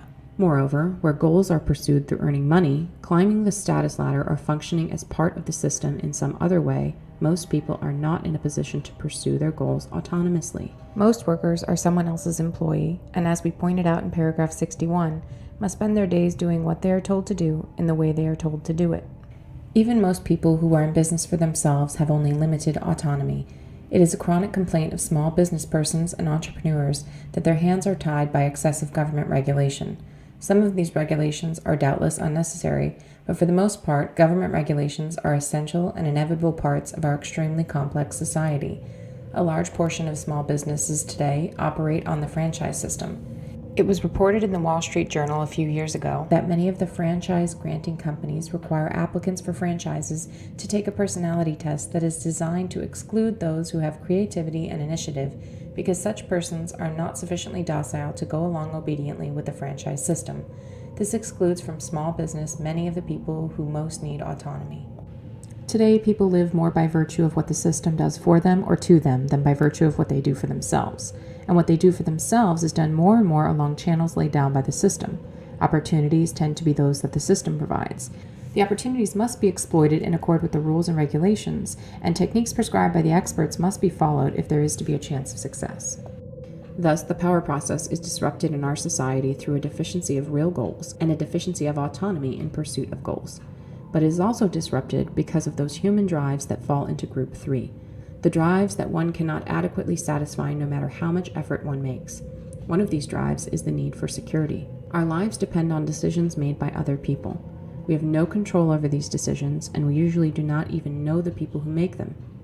We live in a world in which relatively few people, maybe 500 or 1,000, make the important decisions. Philip B. Hayman of Harvard Law School, quoted by Anthony Lewis in the New York Times, April 21, 1995. Our lives depend on whether safety standards of a nuclear power plant are properly maintained, or how much pesticide is allowed to get into our food, or how much pollution into our air, on how skillful or incompetent our doctor is. Whether we lose or get a job may depend on decisions made by government economists or corporation executives, and so forth. Most individuals are not in a position to secure themselves against these threats to more than a very limited extent. The individual's search for security is therefore frustrated, which leads to a sense of powerlessness. It may be objected that primitive man is physically less secure than modern man, as is shown by his shorter life expectancy. Hence, modern man suffers from less, not more, than the amount of insecurity that is normal for human beings. But psychological security does not closely correspond with physical security. What makes us feel secure is not so much objective security as a sense of confidence in our ability to take care of ourselves. Primitive man, threatened by a fierce animal or by hunger, can fight in self-defense or travel in search of food. He has no certainty of success in these efforts, but he is by no means helpless against the things that threaten him. The modern individual, on the other hand, is threatened by many things against which he is helpless: nuclear accidents, carcinogens in food, environmental pollution, war, increasing taxes, invasion of his privacy by large organizations, nationwide social or economic phenomena that may disrupt his way of life. It is true that primitive man is powerless against some of the things that threaten him, disease for example, but he can accept the risk of disease stoically. It is part of the nature of things. It is no one's fault unless it's the fault of some imaginary impersonal demon. But threats to the modern individual tend to be man-made. They are not the results of chance, but are imposed upon him by other persons whose decisions he, as an individual, is unable to influence. Consequently, he feels frustrated, humiliated, and angry. Thus, primitive man, for the most part, has his security in his own hands, either as an individual or a member of a small group. whereas the security of modern man is in the hands of persons or organizations that are too remote or too large for him to be able to personally influence them. So modern man's drive for security tends to fall into groups 1 and 3. In some areas, food, shelter, etc., his security is assured at the cost of only trivial effort, whereas in other areas he cannot attain security. The foregoing greatly simplifies the real situation, but it does indicate in a rough general way how the condition of modern man differs from that of primitive man. People have many transitory drives or impulses that are necessarily frustrated in modern life, hence fall into group 3. One may become angry, but modern society cannot permit fighting. In many situations, it does not even permit verbal aggression. When going somewhere, one may be in a hurry, or one may be in a mood to travel slowly, but one generally has no choice but to move with the flow of traffic and obey the signals. One may want to do one's work in a different way, but usually one can only work according to the rules laid down by one's employer. In many other ways as well, modern man is strapped down by a network of rules and regulations, explicit or implicit, that may frustrate many of his impulses and thus interfere with the power process. Most of these regulations cannot be dispensed with because they are necessary for the functioning of industrial society. Modern society is, in certain respects, extremely permissive. In matters that are irrelevant to the functioning of the system, we can generally do what we please. We can believe in any religion, as long as it does not encourage behavior that is dangerous to the system. We can go to bed with anyone we like, as long as we practice safe sex. We can do anything we like, as long as it is unimportant. But in all important matters, the system tends increasingly to regulate our behavior. Behavior is regulated not only through explicit rules, and not only by the government. Control is often exercised through indirect coercion or through psychological pressure or manipulation, and by organizations other than the government or by the system as a whole. Most large organizations use some form of propaganda to manipulate public attitudes or behavior. Propaganda is not limited to commercials and advertisements, and sometimes is not even consciously intended as propaganda by the people who make it. For instance, the content of entertainment programming is a powerful form of propaganda. An example of indirect coercion. There is no law that says we have to go to work every day and follow our employer's orders. Legally, there is nothing to prevent us from going to live in the wild like primitive people or from going into business for ourselves. But in practice, there is very little wild country left, and there is room in the economy only for a limited number of small business owners. Hence, most of us can only survive as someone else's employee. We suggest that modern man's obsession with longevity and with maintaining physical vigor and sexual attractiveness to his advanced age is a symptom of unfulfillment resulting from deprivation with respect to the power process. The midlife crisis is also such a symptom. So is the lack of interest in having children that is fairly common in modern society, but almost unheard of in primitive societies. In primitive societies, life is a succession of stages. The needs and purposes of one stage having been fulfilled, there is no particular reluctance about passing on to the next stage. A young man goes through the power process by becoming a hunter, hunting not for sport or fulfillment, but to get meat that is necessary for food. In young women, the process is more complex with greater emphasis on social power. We won't discuss that here. This phase having been successfully passed through, the young man has no reluctance about settling down to the responsibilities of raising a family. In contrast, some modern people indefinitely postpone having children because they are too busy seeking some kind of fulfillment. We suggest that the fulfillment they need is adequate experience of the power process with real goals instead of the artificial goals of surrogate activities. Again, having successfully raised his children, going through the power process by providing them with the physical necessities, the primitive man feels that his work is done and he is prepared to accept old age, if he survives that long, and death. Many modern people, on the other hand, are disturbed by the prospect of physical deterioration and death, as is shown by the amount of effort they expend trying to maintain their physical condition, appearance, and health. We argue that this is due to unfulfillment resulting from the fact that they have never put their physical powers to any practical use, have never gone through the power process using their bodies in a serious way. It is not the primitive man who has used his body daily for practical purposes who fears the deterioration of age, but the modern man who has never had a practical use for his body beyond walking from his car to his house. It is the man whose need for the power process has been satisfied during his life who is best prepared to accept the end of that life. In response to the arguments of this section, someone will say, society must find a way to give people the opportunity to go through the power process. For such people, the value of the opportunity is destroyed by the very fact that society gives it to them. What they need is to find or make their own opportunities. As long as the system gives them their opportunities, it still has them on a leash. To attain autonomy, they must get off that leash. How some people adjust. Not everyone in industrial technological society suffers from psychological problems. Some people even profess to be quite satisfied with society as it is. We now discuss some of the reasons why people differ so greatly in their response to modern society. First, there doubtless are differences in the strength of the drive for power. Individuals with a weak drive for power may have relatively little need to go through the power process, or at least relatively little need for autonomy in the power process. These are docile types, who would have been happy as plantation darkies in the Old South. We don't mean to sneer at the plantation darkies of the Old South. To their credit, most of the slaves were not content with their servitude. We do sneer at people who are content with their servitude. Some people may have some exceptional drive in pursuing which they satisfy their needs for the power process. For example, those who have an unusually strong drive for social status may spend their whole lives climbing the status ladder without ever getting bored of that game. People vary in their susceptibility to advertising and marketing techniques.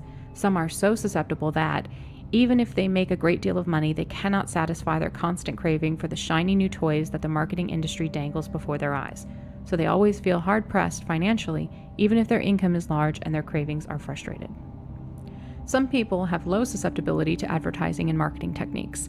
These are the people who aren't interested in money. Material acquisition does not serve their need for the power process. People who have medium susceptibility to advertising and marketing techniques are able to earn enough money to satisfy their cravings for goods and services, but only at the cost of serious effort, putting in overtime, taking a second job, earning promotions, etc. Thus, material acquisition serves their needs for the power process, but it does not necessarily follow that their need is fully satisfied. They may have insufficient autonomy in the power process. Their work may consist of following orders, and some of their drives may be frustrated. For example, security, aggression. We are guilty of oversimplification in paragraphs 80 through 82 because we've assumed that the desire for material acquisition is entirely a creation of the advertising and marketing industry. Of course, it's not that simple. Some people partly satisfy their need for power by identifying themselves with a powerful organization or mass movement. An individual lacking goals or power joins a movement or organization, adopts its goals as his own, then works towards those goals. When some of the goals are attained, the individual, even though his personal efforts have played only an insignificant part in the attainment of the goals, feels, through his identification with the movement and organization, as if he had gone through the power process. This phenomenon was exploited by the fascists, Nazis, and communists. Our society uses it too, though less crudely. Example, Manuel Noriega was an irritant to the U.S. Goal, punish Noriega. The U.S. invaded Panama, effort, and punished Noriega, attainment of goal. Thus, the U.S. went through the power process, and many Americans, because of their identification with the U.S., experienced the power process vicariously, hence the widespread public approval of the Panama invasion. It gave people a sense of power. We see the same phenomenon in armies, corporations, political parties, humanitarian organizations, religious or ideological movements. In particular, leftist movements tend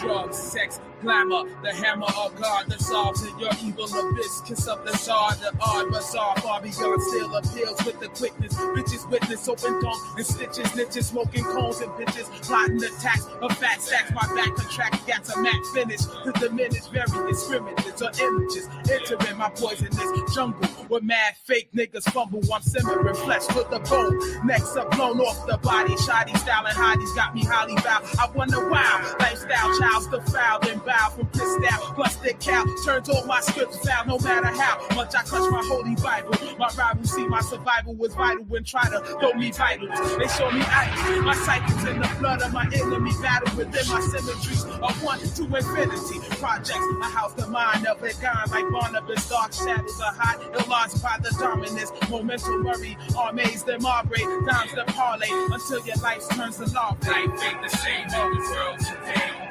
Things done got so bad, I wanna stray. Niggas, bitches, and all of these snakes trying to act third world when you just try.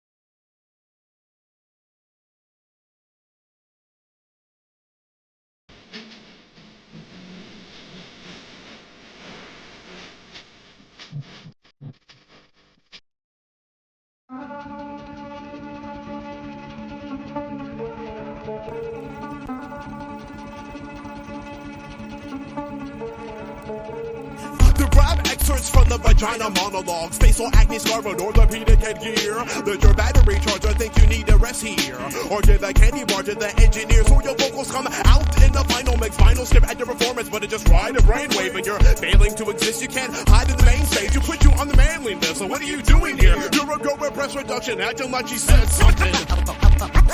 Only a few sound true. Me and the crew know who. This isn't singular, it's plural. You ain't really real, I can tell when I look at you. Only a few sound true. Me and the crew know who. This isn't singular, it's plural. Me and the crew know who. Sun God sun shines over all of y'all. There's more than Black Hawks down in Somalia. Military skill, visionary. The number of dead served MCs will vary.